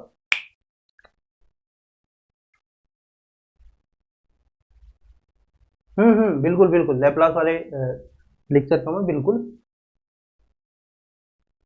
सर ये कॉन्सेप्ट पूरी एंड बब्बर में मिलेगा भैया, ये मुझे नहीं पता है क्योंकि मैंने बहुत ज़्यादा दिन हो गए इसको पढ़े, तो मुझे ये नहीं पता है कि वो पूरी बब्बर में मिलेगा कि नहीं। आप उसमें से देख सकते हो, मेरे हिसाब से शायद मिल सकता है। ठीक है, आप देख सकते हो, कोई दिक्कत है नहीं। और आशुतोष, अगर आपको नहीं समझ में आ रहा है तो आप मुझे पर्सनल भी बता सकते हो कि सर नहीं समझ में आया, मैं फिर से भी बता दूंगा। ठीक है, कोई दिक्कत है नहीं, इसे धीरे धीरे सब कुछ समझ में आने लगेगा। ये बताइए इसमें कोई दिक्कत हो। और इसका जो है निकालिए इक्विवेलेंट रेजिस्टेंस। और फिर से बता रहा हूँ, इक्विवेलेंट रेजिस्टेंस निकालना है, इसमें आपका इंडक्टर भी लगा है, मतलब कि आप इक्विवेलेंट जो रेजिस्टेंस निकालेंगे वो फ्रीक्वेंसी डोमेन में निकालेंगे, मतलब एस की फॉर्म में निकालेंगे। ठीक है, तो आप अब करके मुझे बता दीजिए कितना इक्विवेलेंट रेजिस्टेंस आएगा। जल्दी बताइए, जल्दी बताओ, टाइम ज़्यादा हो रहा है। चलो जल्दी बोलो।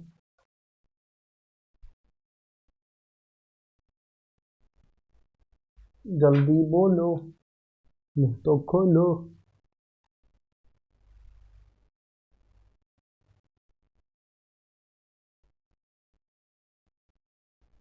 यार ये नहीं हो रहा है तुम लोगों से। चलो करता हूँ, देखो ये है, अगर इसको हमें रेजिस्टेंस में कन्वर्ट करना है तो कुछ नहीं करना है, आप क्या करें, जो थ्री एनरी दिया था ना, यहाँ पे एक ऐसे अपने समझने के लिए रेजिस्टेंस लगा लो और लिख दो 3s। अब ये रेजिस्टेंस हो गया। अब रेजिस्टेंस का आपको पैरेलल पता है इक्विवेलेंट क्या होता है, ठीक है ना। यहाँ पे अगर मैं इक्विवेलेंट निकालने की कोशिश करूंगा इस इन दोनों का, तो मैं इसको लिख देता हूँ R E Q equals to क्या हो जाएगा, 3s इंटू, लिख देता हूँ 3s into 2 divided by 3s+2। ठीक है, ये हमारा हो जाएगा आर इक्विवेलेंट। ठीक, आर इक्विवेलेंट में ये वाला जोड़ दो तो यहाँ पे +2, तो ये हो जाएगा आर ए बी। सबका यही आ रहा है।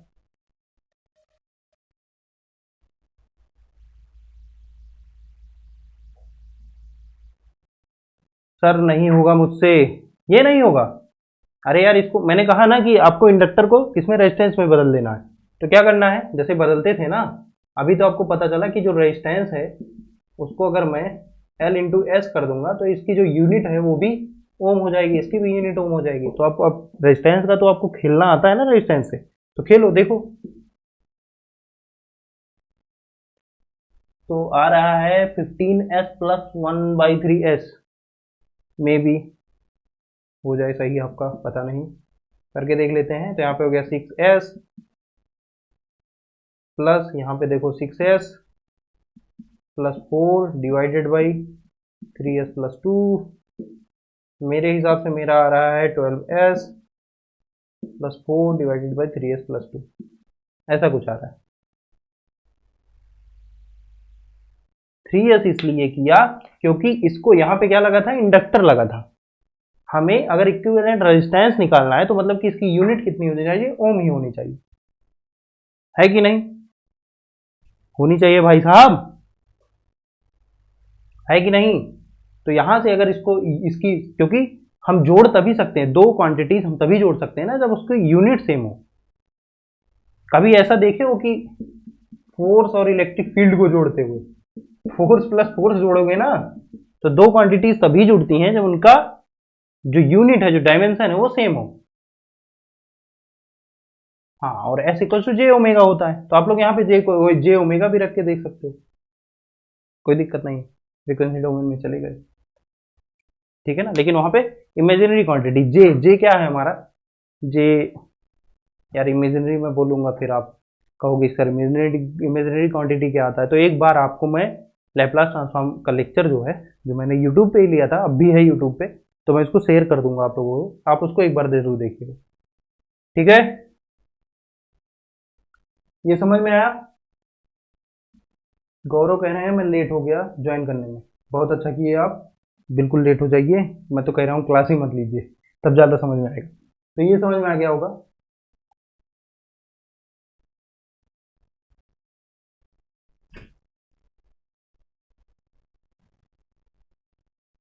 ये समझ में आ गया।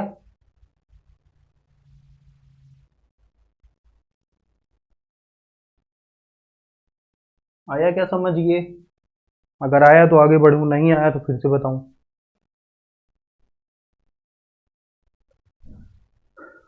ठीक है ना, बस कुछ किया नहीं है, इक्विवेलेंट रेजिस्टेंस ए और बी के बीच में निकाला है फ्रीक्वेंसी डोमेन में।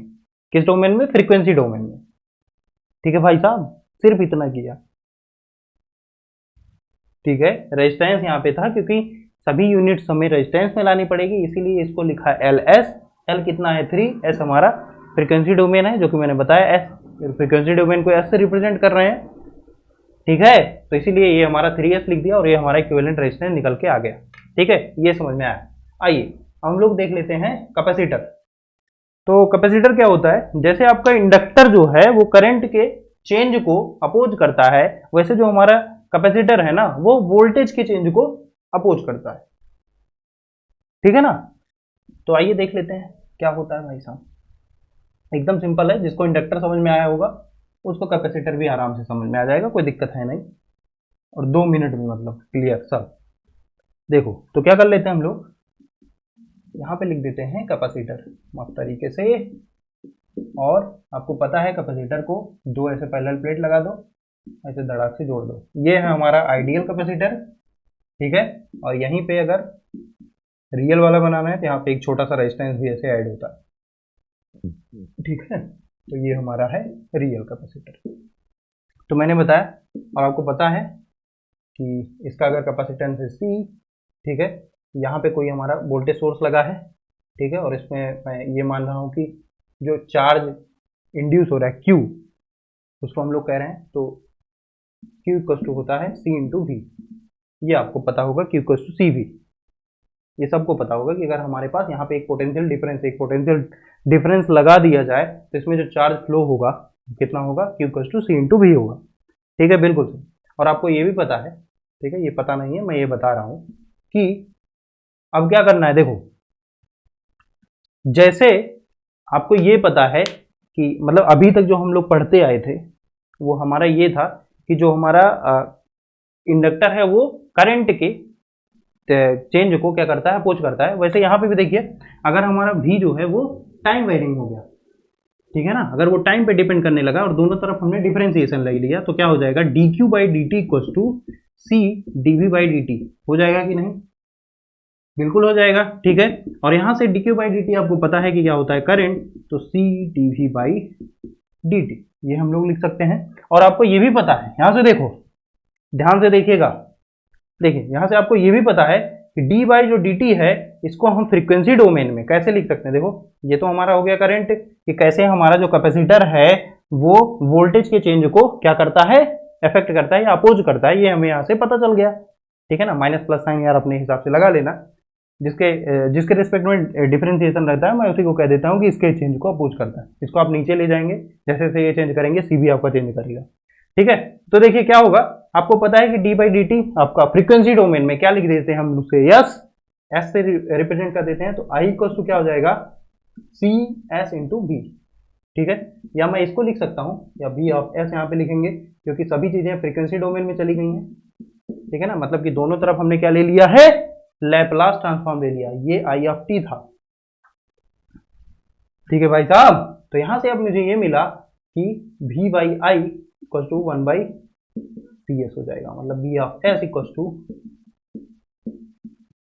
तो ये हमारी जो क्वांटिटी है, अगर कहीं पे कैपेसिटर रखा है, ठीक है भाई, और उसको हमें क्या करना है? वो रेजिस्टेंस के साथ लगा है और इक्विवेलेंट रेजिस्टेंस निकालना है हमें, तो ये जो क्वांटिटी है, ये वाली इधर वाली जो क्वांटिटी है आपकी किस साइड में, इसको हम लोग क्या कहते हैं? एलएचएस। तो एलएचएस में जो क्वांटिटी है ये हमारी ओम यूनिट की हो जाएगी, मतलब कि 1 बाई सी एस यहाँ पे रेजिस्टेंस की तरह बिहेव करेगा। ठीक है, बिल्कुल सही। ठीक, तो मतलब कि हम लोग, जैसे देखो एक जगह आप लोग एक ये फिगर बनाइएगा कि हमारे पास रेजिस्टेंस है, ठीक है ना, तो रेजिस्टेंस तो आ रही है, तो बिल्कुल कोई दिक्कत नहीं है, इसकी यूनिट जो है वो है ओम। अगर हमारे पास इंडक्टर है, ठीक है ना, जिसका इंडक्टेंस है एल, तो अगर हमें इसको इक्विवेलेंट करना है, किसके? रेजिस्टेंस के इक्विवेलेंट करना है, तो आपको क्या करना पड़ेगा? यहाँ पे बना दो रेजिस्टेंस और इसको लिख दो एल इंटू एस। तो अभी इसकी जो यूनिट हो गई वो हो गई ओम। ठीक है, अगर आपके पास क्या है? कैपेसिटर है। ठीक है, इसको आप क्या करो? इसको आप रेजिस्टेंस बना दो क्या कर देना है आपको, 1/CS से इसको रिप्लेस कर देना है, और अभी इसकी यूनिट जो हो गई ओम हो गई। मतलब कि अब हम लोग इक्विवेलेंट रेजिस्टेंस निकाल सकते हैं किसी भी सर्किट का। अगर आप इक्विवेलेंट रेजिस्टेंस निकाल लोगे तो आप लोग को बहुत ज्यादा आसानी होगी करंट वगैरह फाइंड करने में। ठीक है भाई साहब। रिएक्टेंस, हाँ मतलब 1/CS को आप ये भी लिखते हो ना, 1/CS आप लिख सकते हो इसको XC, इसको हम लिख सकते हैं कैपेसिटिव रिएक्टेंस। ठीक है ना।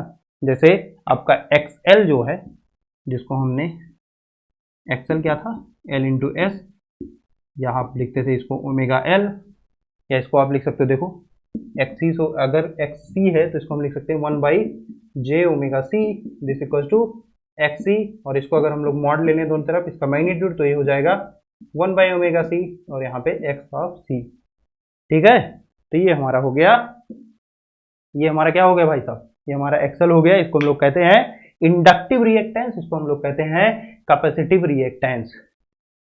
ठीक है, बिल्कुल सही, ये समझ में आप लोगों को।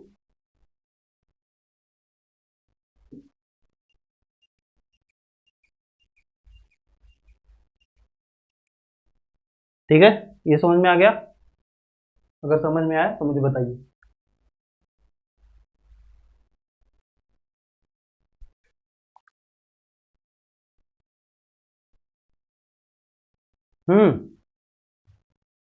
आ गया समझ में।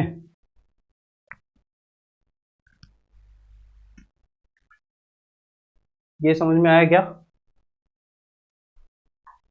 चलो ठीक, ये समझ में आ गया अगर, तो इसको नोट कर लेंगे, और ये तीनों फिगर जरूर बना लीजिएगा कि कैसे हम लोग इक्विवेलेंस दिखाएंगे रेजिस्टेंस को इन तीनों का।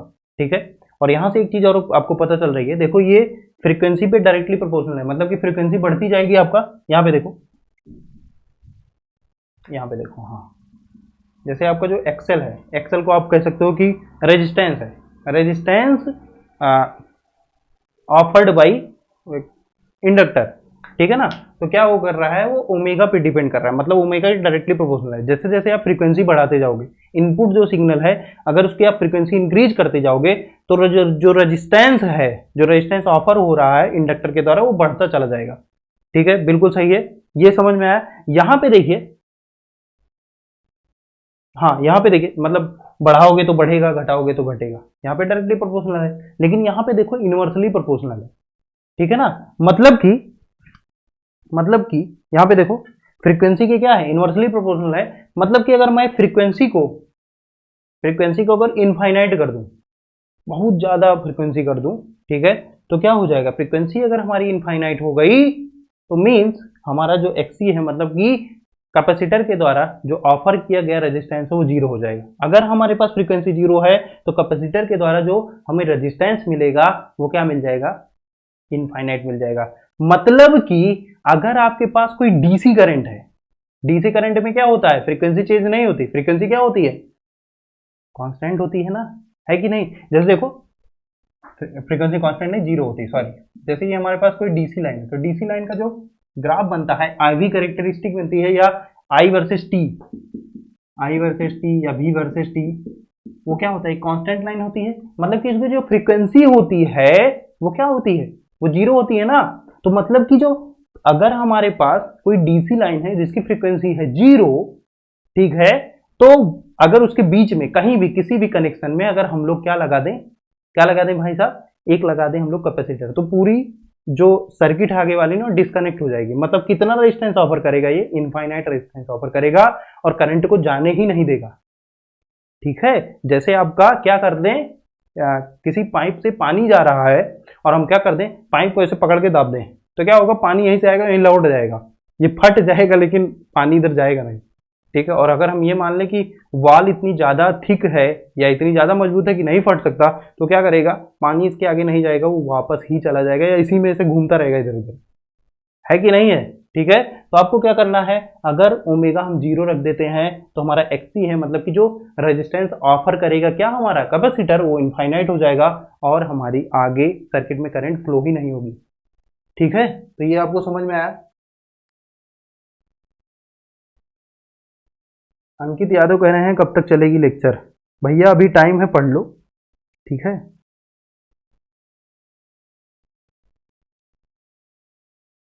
अभी टाइम है थोड़ा सा तो पढ़ लो, क्योंकि बहुत कम टाइम बचा है और जो जो चीजें बता रहा हूँ इससे क्वेश्चन भी आ सकते हैं। ठीक है ना, तो ये समझ में आ गया? ठीक है, ये समझ में आया। तो एक चीज और अब मैं बता देता हूँ, बहुत सिंपल सी चीज है और बहुत आसानी से आपको समझ में भी आ जाएगी। ठीक है ना, तो ये हो गया आपका कैपेसिटेंस का कहानी, कैपेसिटर की कहानी। जो जो बातें मैंने बताई हैं उसको यार मतलब लिख लिया करो, मैं क्या बताऊं, और क्योंकि लिखवाऊंगा तो बहुत टाइम लग जाएगा ना, तो इसीलिए जो बताता रहता हूँ ना उसको लिख लिया करो। या अब यहाँ पे एक जैसे ग्राफ हो गया एक्स सी वर्सेज ओमेगा, तो आप इसको भी बना लेंगे, कभी कभी ये भी पूछ लेता है एक्स सी है ये। ठीक है, हाँ आइए देख लेते हैं। तो अभी क्या है, एक चीज और आपको बताता हूँ कि जैसे मैंने बताया कि आर इक्विवेलेंट आप किसी भी सर्किट का निकाल लोगे, आपका इंडक्टर कैपेसिटर चाहे जो दिया गया है, जैसे इंडक्टर हो कैपेसिटर हो और रेजिस्टेंस, तीनों की अगर सर्किट का मेल दिया गया है, तीनों की सर्किट का अगर क्या दिया गया है, तीनों है सर्किट में, ठीक है, और आर इक्विवेलेंट आप निकाल ले रहे हो फ्रीक्वेंसी डोमेन में। ठीक है, क्या आप निकाल लोगे? बिल्कुल निकाल लोगे, बस आपको क्या करना है, रिप्लेसमेंट करना है। कैसे कैसे रिप्लेस करना है वो भी मैंने बता दिया।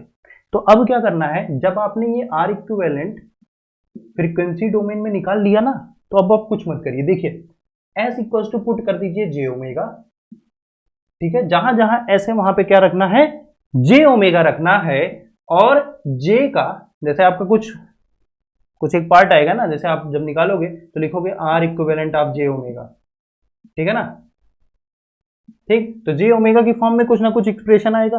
तो अब आपको क्या करना है कि अगर आपको जैसे कोई भी सर्किट दिया गया और उसमें पूछ लिया गया कि भैया मुझे बता दो कि इसका जो रिजोनेंट फ्रीक्वेंसी है, ठीक है ना, रिजोनेंट फ्रीक्वेंसी है जिसमें हमें मैक्सिमम पावर मिलती है, तो रिजोनेंट फ्रीक्वेंसी क्या होगी? ठीक है, तो वो निकालने के लिए आप क्या करो, एस को जे ओमेगा पुट कर दो, पहली चीज। ठीक है, पहला स्टेप ये होगा, पहले आपने इक्विवेलेंट रेजिस्टेंस निकाला, ठीक है, बिल्कुल सही। फिर उसके बाद S equal to J omega रख दिया। अब आपको क्या करना है, इक्विवेलेंट रेजिस्टेंस में जो जे का कॉफिशिएंट है, ठीक है ना, मतलब कि इमेजिनरी पार्ट जो है, आप क्या करोगे इक्विवेलेंट में, आर इक्विवेलेंट आपके पास निकला तो एक रियल पार्ट कुछ होगा, कुछ इमेजिनरी पार्ट होगा, शायद ऐसा हो कि पूरा इमेजिनरी पार्ट हो। ठीक है, तो जो रियल पार्ट होगा, जो इमेजिनरी पार्ट होगा, उसमें आपको इमेजिनरी पार्ट का जो कोएफिशिएंट है उसको 0 रख देना, और जो आपका ओमेगा आएगा ना, यही आपकी होगी रिजोनेंट फ्रीक्वेंसी।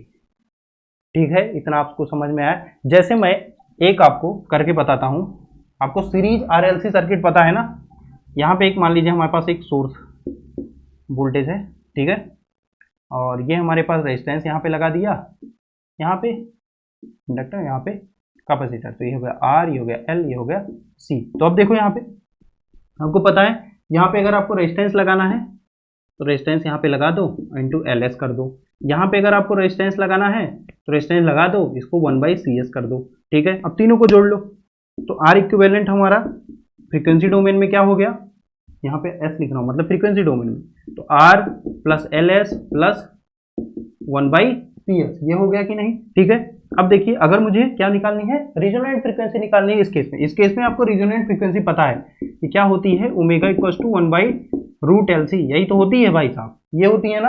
अब देखिए इस केस में हम लोग कैसे निकालेंगे, देखो अब क्या करना है आपको, मैं लिख सकता हूँ R C S plus R, यहाँ पे देखो, यहाँ पे हो जाएगा आपका S square L C plus 1 divided by C S, ये हो गया।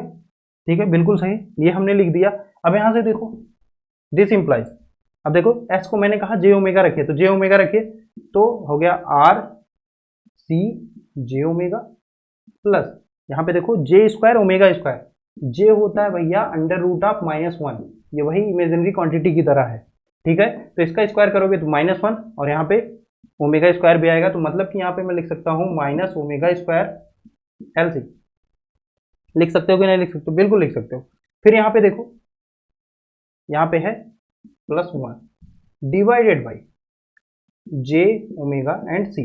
अब देखो इसमें अगर आपको इमेजिनरी क्वांटिटी और रियल क्वांटिटी क्या करनी है, सेपरेट करनी है, और आपका देखो जो आपका न्यूमरेटर है वो भी आपका कॉम्प्लेक्स नंबर है, डिनोमिनेटर है वो भी कॉम्प्लेक्स नंबर है, तो आपको डिनोमिनेटर को रियल बनाना पड़ता है। उसके लिए हम लोग क्या कहते हैं, उसके लिए क्या करते हैं, रेशनलाइजेशन करते हैं। तो आप क्या करो, जे ओमेगा सी से नीचे मल्टीप्लाई करो, जे ओमेगा सी से ऊपर मल्टीप्लाई करो। अब ऊपर अगर मल्टीप्लाई करोगे तो जे ओमेगा सी ये आपकी रियल क्वांटिटी बन जाएगी।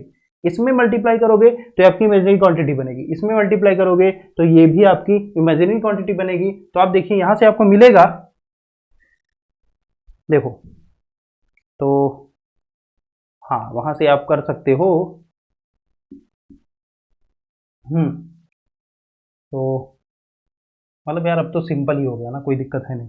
तो R C minus R C square omega minus j omega cube L C square plus j omega C, ठीक है, डिवाइडेड बाई जे ओमेगा, यहाँ पे माइनस लगा देते हैं तो माइनस ओमेगा सी, ठीक है ना। अब देखिए इसमें जो इमेजिनरी क्वांटिटी मतलब इसके साथ जो कॉफिशिएंट है, इसके साथ जो कॉफिशिएंट है उसको आपको मतलब कि रियल पार्ट और इमेजिनरी पार्ट को आपको अलग अलग कर लेना है।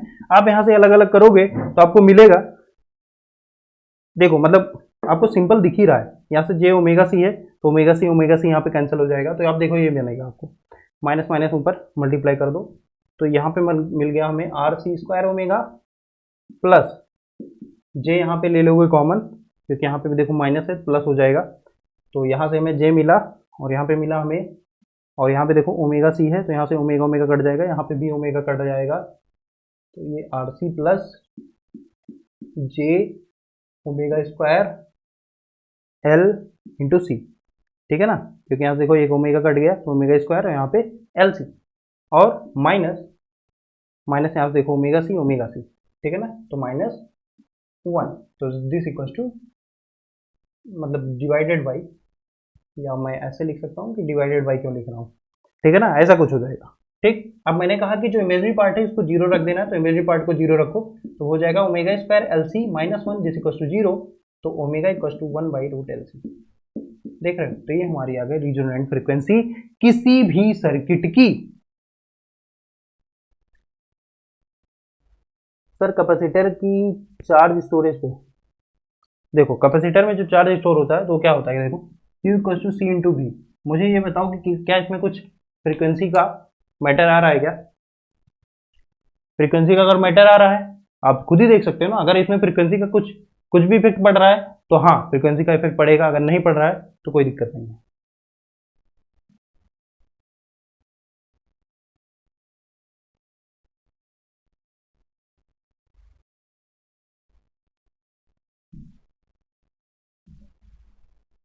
फ्रीक्वेंसी इनफाइनाइट होने का मतलब समझ रहे हो?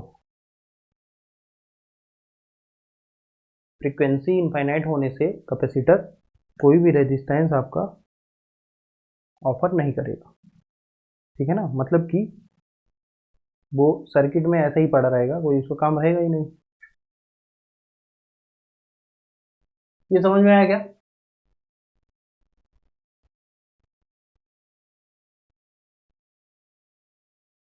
ये अगर समझ में आ गया तो मुझे बताइए, आगे बढ़ूं?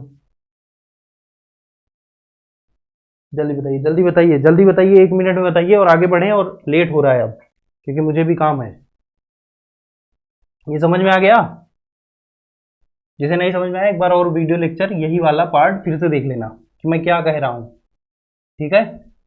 तो ये हो गया आपका एक और कॉन्सेप्ट। इसके बाद हम लोग पढ़ेंगे, इसके बाद जो कॉन्सेप्ट आने वाला है वो है मेश एनालिसिस और नोड एनालिसिस, ठीक है ना। क्या आएगा?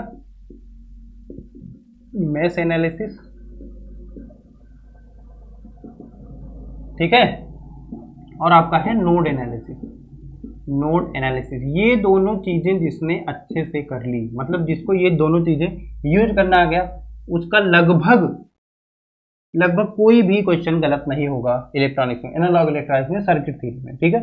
मेश एनालिसिस कहता है केवीएल लगाओ प्लस ओम्स लॉ, क्या लगा दो भाई साहब? ओम्स लॉ, ठीक है।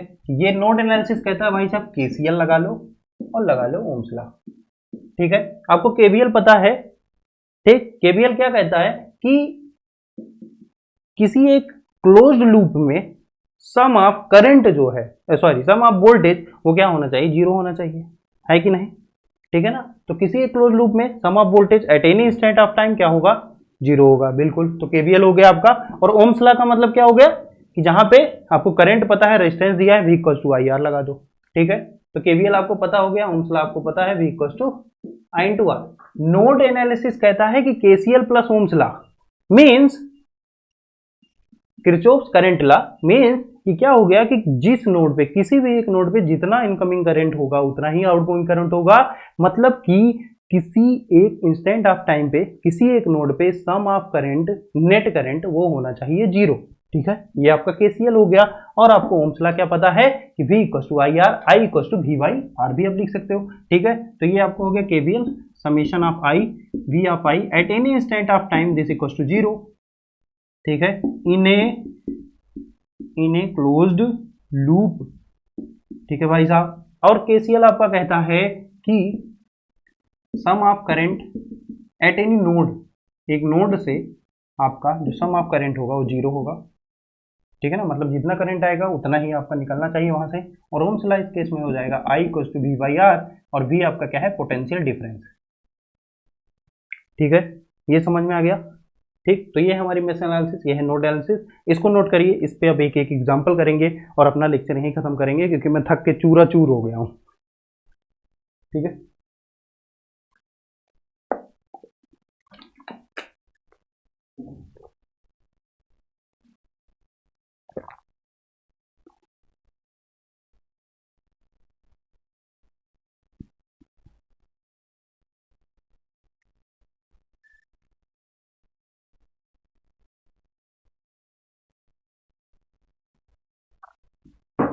चल ये हो गया।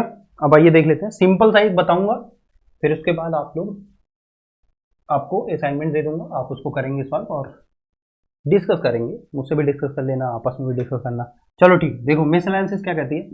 यहाँ पे मान लो हमारे पास एक वोल्टेज सोर्स है, ठीक है ना, इसकी जो वैल्यू है वो है 10 वोल्ट, ठीक। यहाँ पे एक रेजिस्टेंस लगा है जिसको हम कह रहे हैं 2 ओम का एक रेजिस्टेंस है। यहाँ पे एक रेजिस्टेंस लगा दो, यहाँ पे एक वोल्टेज और लगा दो 2 वोल्ट का, यहाँ पे ऐसा कर दो, यहाँ पे एक रेजिस्टेंस लगा दो, यहाँ पे एक रेजिस्टेंस लगा दो, ये है 2 ओम, ये है 2 ओम, ये है 2 ओम। अब क्या करते हैं, ठीक है, ये हमारा पहला क्वेश्चन हो गया। दूसरा क्वेश्चन है नोड एनालिसिस। नोड एनालिसिस में मैंने क्या बताया कि आपको केसीएल प्लस ओम्स लॉ लगाना है। तो नोड एनालिसिस में आप क्या करें कि जैसे मैंने बताया था कल ही कि प्रिंसिपल नोड क्या होती है और सिंपल नोड क्या होती है। सिंपल नोड क्या है कि जहां पे 2 वायर आके मिल गए वो नोड बन गई, ठीक है ना। जहां से 2 वायर निकले वो सिंपल नोड है, ठीक है। मतलब कि सर्किट का हर एक पॉइंट हम कह सकते हैं वो सिंपल नोड है, ठीक, बिल्कुल सही, क्योंकि हम लोग वो वायर ही तो है, उसको हम लोग चाहे जिस तरीके से मोड़ दें, बिल्कुल कोई दिक्कत नहीं है। तो एक होता है सिंपल नोड, एक होता है प्रिंसिपल नोड। तो प्रिंसिपल नोड हम उसे कहते हैं जहां पे 3 या 3 से ज्यादा कनेक्शंस एक जगह पे जुड़े हुए हैं, ठीक है।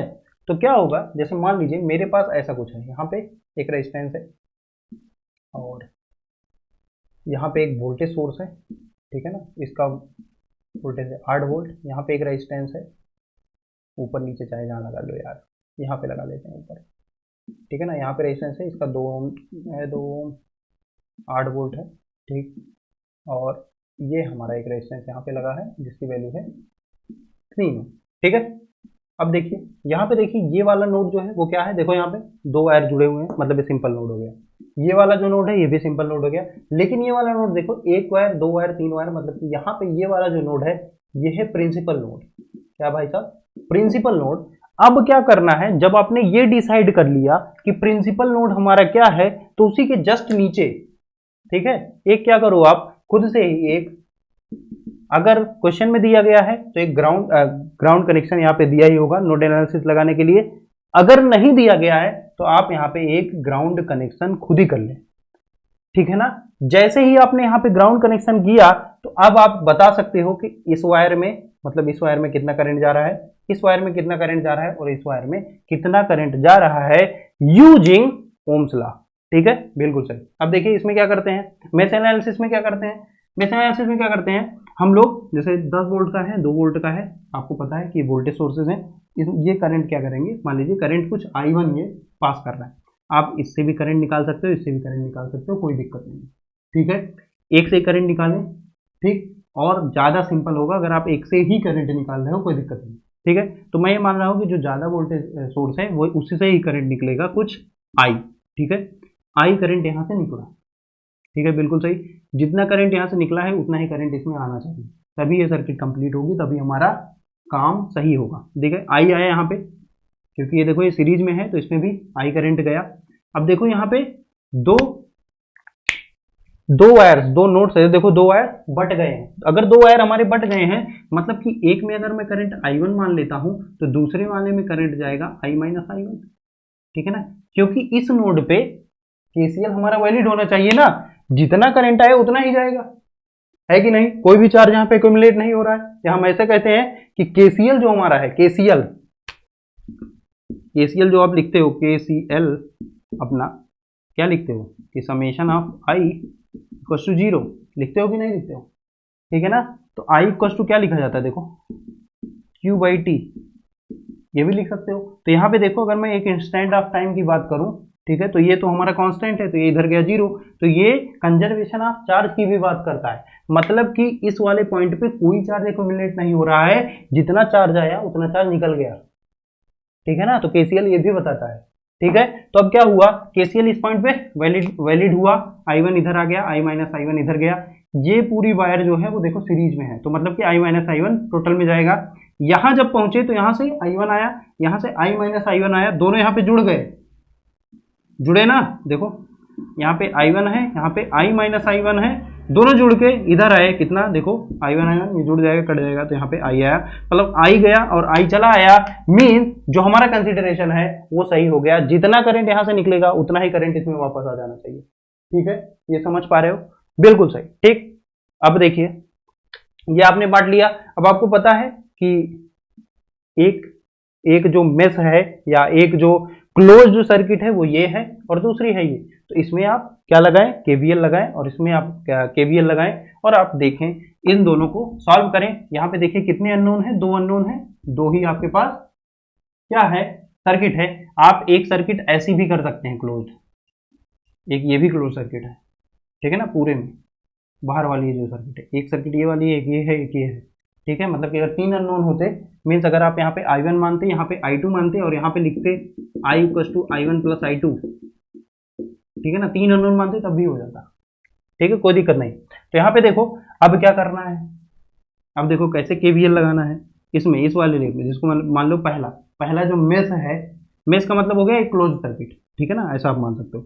तो I मतलब जो फर्स्ट हमारा जो मेश है उसमें अगर हम लोग KVL लगाएं, ठीक है, या मेश एनालिसिस करें, तो देखो I करंट गया यहाँ पे, जैसे मैंने बताया जब इंटर करेगा तो प्लस, जहां से निकला माइनस, तो अब देखो ये माइनस, ये है प्लस।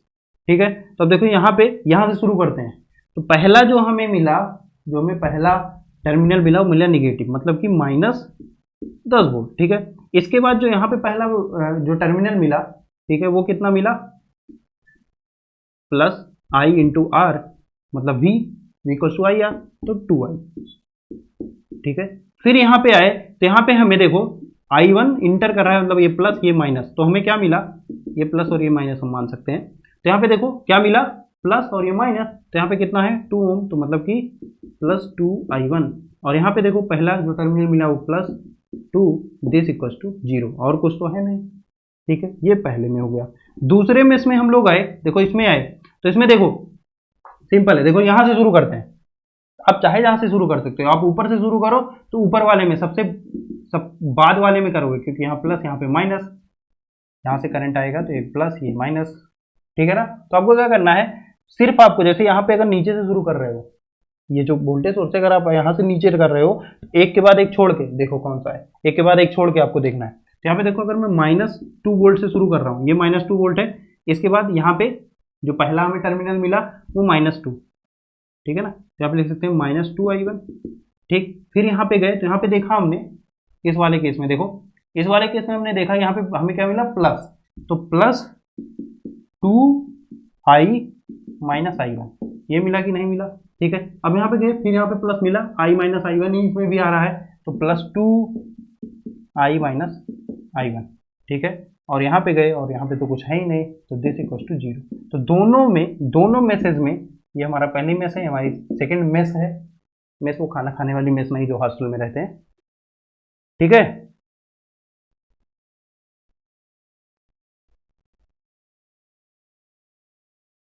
सर चूरा चूरा का मतलब, चूरा मतलब यार चूरा मत, मैं समझ नहीं पा रहा हूँ मतलब क्या बोलना चाह रहे हो। मतलब ठीक है, मैं कह रहा हूँ सब कुछ कर लोगे, चूरा चूरा मतलब कि कर लेना सब कुछ, ठीक है।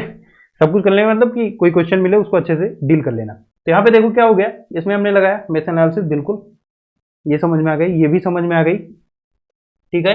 अब ऐसे ही यहाँ पे अगर मैं नोड एनालिसिस लगाऊं, अब देखो यहाँ पे देखो I1 और I आपके दो यहाँ पे वेरिएबल है, दो आपके पास इक्वेशन है, आप I1 और I निकाल सकते हो, ठीक है, बिल्कुल सही। ये समझ में आ गया मेस एनालिसिस, ठीक है। अगर नहीं समझ में आया तो मुझे बता दीजिए, फिर से एक बार एक्सप्लेन कर दूंगा, फिर इसके बाद हम लोग चलते हैं नोड एनालिसिस पे। जल्दी जल्दी बताओ, बताओ जल्दी जल्दी।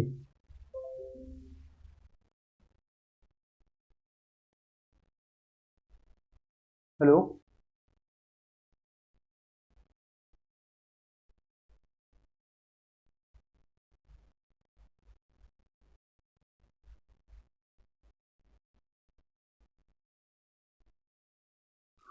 हो गया क्या? चलो ये हो गया। अब देख लेते हैं हम लोग नोड एनालिसिस, और अपना लेक्चर जो है वो कर देते हैं खत्म, क्योंकि शाम हो गई है और सही से लाइट आ नहीं रही, ठीक है। चलो आओ, तो नोड एनालिसिस में मैंने बताया, देखो इसमें क्या करना है, केसीएल प्लस ओम्स लॉ। अब देखो इसमें भी कुछ करना नहीं है आपको, इसमें करंट पता चल जाएगा अगर आपने प्रिंसिपल नोड फाइंड कर ली, ठीक है। अब प्रिंसिपल नोड आपको यहाँ पे मैं मान लेता हूँ कि अपने पास जो वोल्टेज है वो है वी एक्स, ठीक है, ये हम लोग वोल्टेज मान सकते हैं।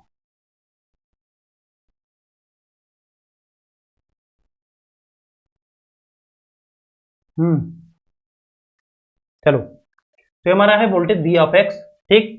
अब देखो क्या करना है, आपको देखना है कि इस आर्म में पोटेंशियल डिफरेंस कितना है और रेजिस्टेंस कितना है, जिससे हम लोग ये पता करेंगे कि इस आर्म में करंट कितना जाएगा, ठीक है ना। तो देखो कितना हो जाएगा, तो हम लिख सकते हैं, देखो यहाँ पे अगर मैं, या ये अपना ग्राउंड है जहां पे मेरा पोटेंशियल है जीरो, ठीक, zero minus V of X divided by two plus, अब देखो इस वाली आर्म में कितना, क्योंकि ये करंट ही तो निकालना है इस आर्म में, इस वाली आर्म में अगर मैं करंट निकालूं तो देखो ये है वी एक्स, और यहां पे अगर मैं इसको प्लस मानूं, ये वाला टर्मिनल, ये वाला माइनस, तो जो ग्राउंड के करीब हो माइनस, ठीक है ना, तो ये माइनस लिखेंगे, तो लिखेंगे हम लोग minus 8 volt minus V X, कितना अपना माइनस वी एक्स, ठीक है ना, इससे इसको माइनस करना है, डिवाइडेड बाई रेजिस्टेंस कितना हो गया भाई साहब 2 ओम, प्लस यहां पे देखिएगा, यहां पे जीरो माइनस वी एक्स, तो zero minus V X divided by 3 ohm, ठीक है ना, ये तो क्या हो गया, करंट निकल गया।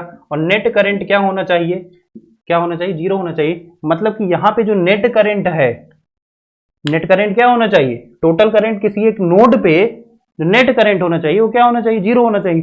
तो हमने इसको कर दिया जीरो, यहां से हमें क्या पता चल गया, वी ऑफ एक्स। अगर यहाँ पे वी ऑफ एक्स इस नोड पे वोल्टेज हमें पता चल गया, तो हम लोग इसको क्या करेंगे, इस वाली आर्म में, इस वाली आर्म में, इस वाली आर्म में, चाहे जिस आर्म में, हम लोग क्या निकाल लेंगे, करंट निकाल लेंगे। अगर हमें करंट भी पता चल गया हर एक आर्म में, तो फिर काम ही लोहा है, फिर उसके बाद तो हम लोग पावर और सब कुछ निकाल सकते हैं ना, पावर कंजर्वेशन हो गया और जो भी चीजें, ठीक है। समझ में आया क्या?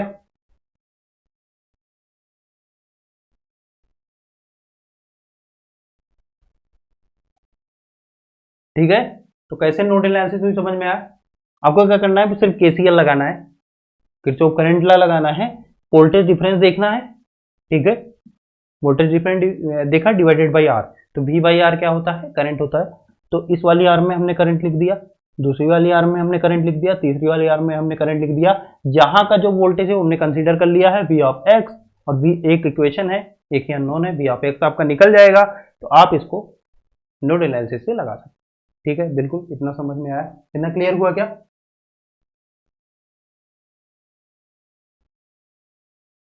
चलिए ठीक, तो ये आपका हो गया नोड एनालिसिस और मेश एनालिसिस।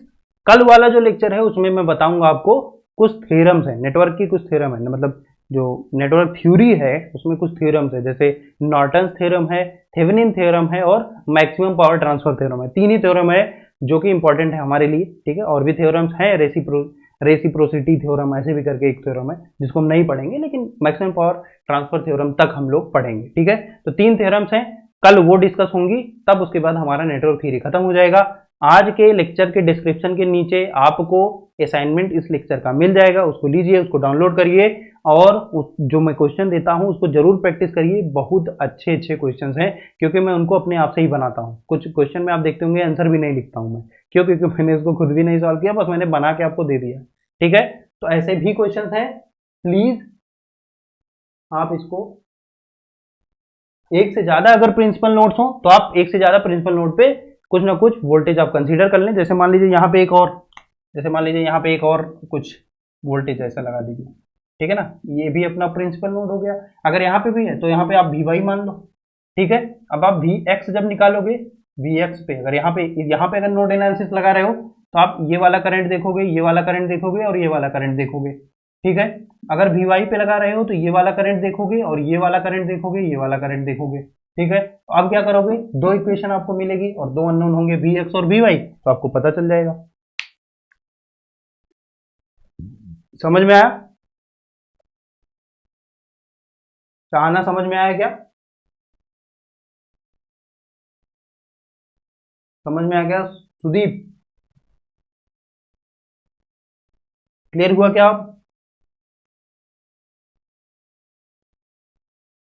सिर्फ मैंने केसीएल लगाया है सुदीप। देखो यहां पे पोटेंशियल है V ऑफ एक्स, ठीक है ना, कुछ पोटेंशियल है V ऑफ एक्स, यहाँ पे पोटेंशियल है 0। आपने क्या किया, सिर्फ इन दोनों का डिफरेंस लिया, डिवाइडेड बाई आर किया, तो आपको पता चला कि इसमें कितना करंट जा रहा है, सिर्फ वही यहाँ पे लिखा है।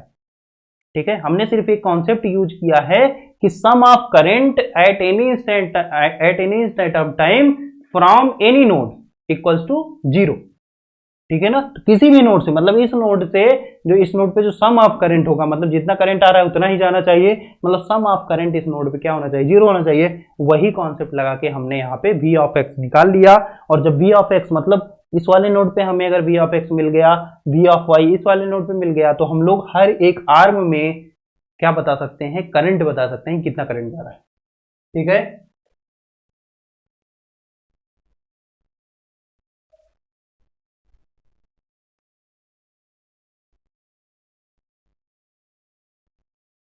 नहीं नहीं, एक ग्राउंड आपने कर दिया ना, ये देखो, जैसे एक प्रिंसिपल नोड के नीचे आपने यहाँ पे ग्राउंड कर दिया, तो मतलब ये वाली पूरी जो ये नीचे वाली जो सरफेस है ये ग्राउंडेड ही है।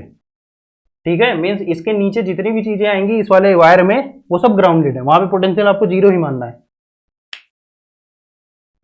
ठीक है,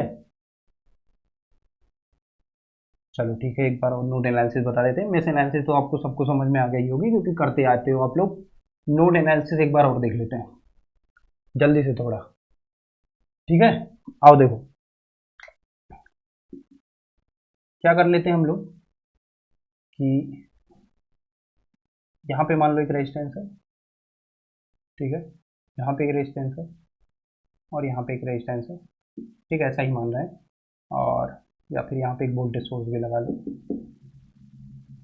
ये मान लो ये है 3 वोल्ट का, ये 2 ओम है और ये 2 ओम है। ठीक है, और यहाँ पे भी एक रेजिस्टेंस लगाई है। ठीक है ना, क्योंकि तब तो बहुत ज़्यादा सिंपल हो जाएगा अगर यहाँ पे रेजिस्टेंस नहीं लगाओगे। और ये मान लो कि ये 1 ओम है। ठीक, अब देखिए, मान लीजिए आपको ये सर्किट डील करनी है। ठीक है, आपको पता है मैंने ये बताया कि कहीं पे भी अगर कहीं पे भी, ठीक है, कहीं पे भी 2 या 2 से अधिक वायर्स जुड़े हुए हैं तो उसको हम लोग कहते हैं सिंपल नोड। 3 या 3 से अधिक वायर जहां पे जुड़े होंगे उनको हम लोग कहते हैं प्रिंसिपल नोड। तो यहाँ पे प्रिंसिपल नोड क्या है, ये है प्रिंसिपल नोड। आपको मिल गई, मतलब कि यहीं से आपको नोड एनालिसिस अपनी शुरू करनी है। और क्या करना है आपको, इसके नीचे जो इसके अपोजिट डायरेक्शन में वहां पे आपको क्या कर देना है, ग्राउंडेड कर देना है। अगर क्वेश्चन में नहीं दिया है, अगर क्वेश्चन में दिया गया है तो वो तो दे ही देगा कहां पे ग्राउंडेड है। ठीक है, बिल्कुल सही। ये वाला नोड है, यहाँ पे हम लोग वोल्टेज मान लेते हैं V ऑफ एक्स। सिर्फ हमने लेट किया है कि ये जो हमारा नोड है, यहाँ पे जो वोल्टेज है वो V ऑफ एक्स है। ठीक है, विद रिस्पेक्ट टू ग्राउंड, आप ऐसा भी कह सकते हो। ठीक है, बिल्कुल सही। अब देखिए, यहाँ पे पोटेंशियल 0, यहाँ पे V ऑफ एक्स। अब ये वाली आर्म, ये वाली जो आर्म है, ये वाली यहाँ से लेके ये वाली जो आर्म है, ये वाली जिसमें 3 वोल्ट का आपको वोल्टेज सोर्स लगा है, ये वाली जो आर्म है, इसमें अगर हमें करंट पता करना है कि कितना करंट इसमें फ्लो हो रहा है, तो हमें क्या करना पड़ेगा, पहले हमें क्या लगाना पड़ेगा, क्या लगाना पड़ेगा भाई साहब, हमें लगाना पड़ेगा केसीएल, ठीक है ना, किरचॉफ करंट लॉ। तो अब हम इसमें करंट देखते हैं। देखो करंट देखने के लिए क्या करते हैं, potential difference divided by resistance. तो पोटेंशियल डिफरेंस देखो, यहाँ पे V ऑफ एक्स है, यहाँ पे ग्राउंडेड है, लेकिन यहाँ पे क्या है -3 वोल्ट। तो मतलब क्या आप लिख सकते हो, देखो यहाँ पे ग्राउंडेड, तो मतलब ये है 0 minus 3 volt minus V of x.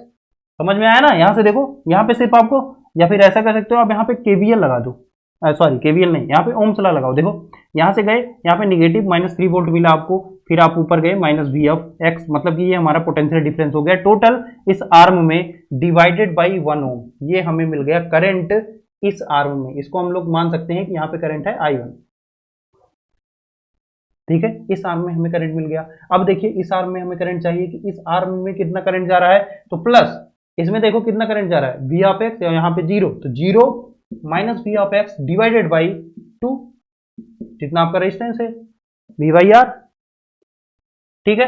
अब इस वाले हमें देखना है कि इस वाले आर्म में कितना रेजिस्टेंस जा रहा है, सॉरी करंट जा रहा है, ठीक है। तो आपको करना है Vx 0 minus Vx divided by 2 this equals to 0, ठीक है। तो ये आपका आ गया क्या, एक इक्वेशन आ गई जिसमें V ऑफ एक्स आपका क्या है, अननोन है। जैसे ही यहां से आप V ऑफ एक्स निकाले, यहां से आपका V ऑफ एक्स यहाँ पे निकल गया, तब आप ये बता सकते हो कि इस आर्म में कितना करंट जाएगा, इस आर्म में कितना करंट जाएगा, इस आर्म में करंट कितना जाएगा, क्योंकि ये जो पहली एक्सप्रेशन है ये हमें I1 बता रही है।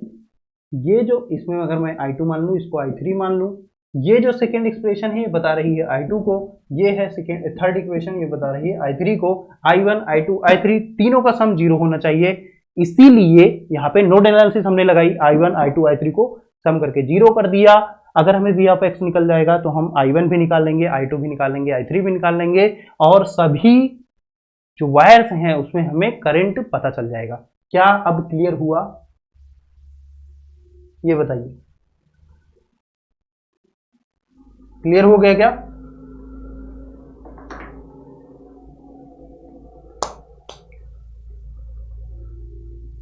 क्लियर हो गया?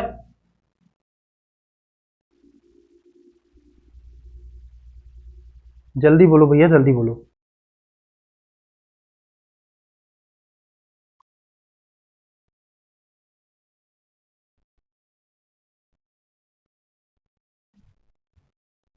चलो ठीक है, ये क्लियर हो गया।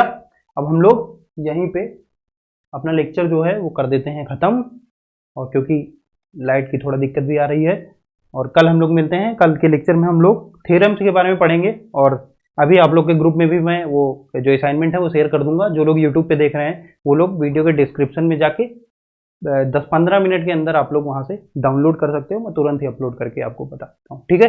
बिल्कुल सही है। तो लेक्चर पढ़ते रहिए, इलेक्ट्रॉनिक्स सीखते रहिए, बहुत मजेदार सब्जेक्ट है, मजा बहुत आता है, ठीक है ना, ये सब सर्किट वगैरह डील करने में।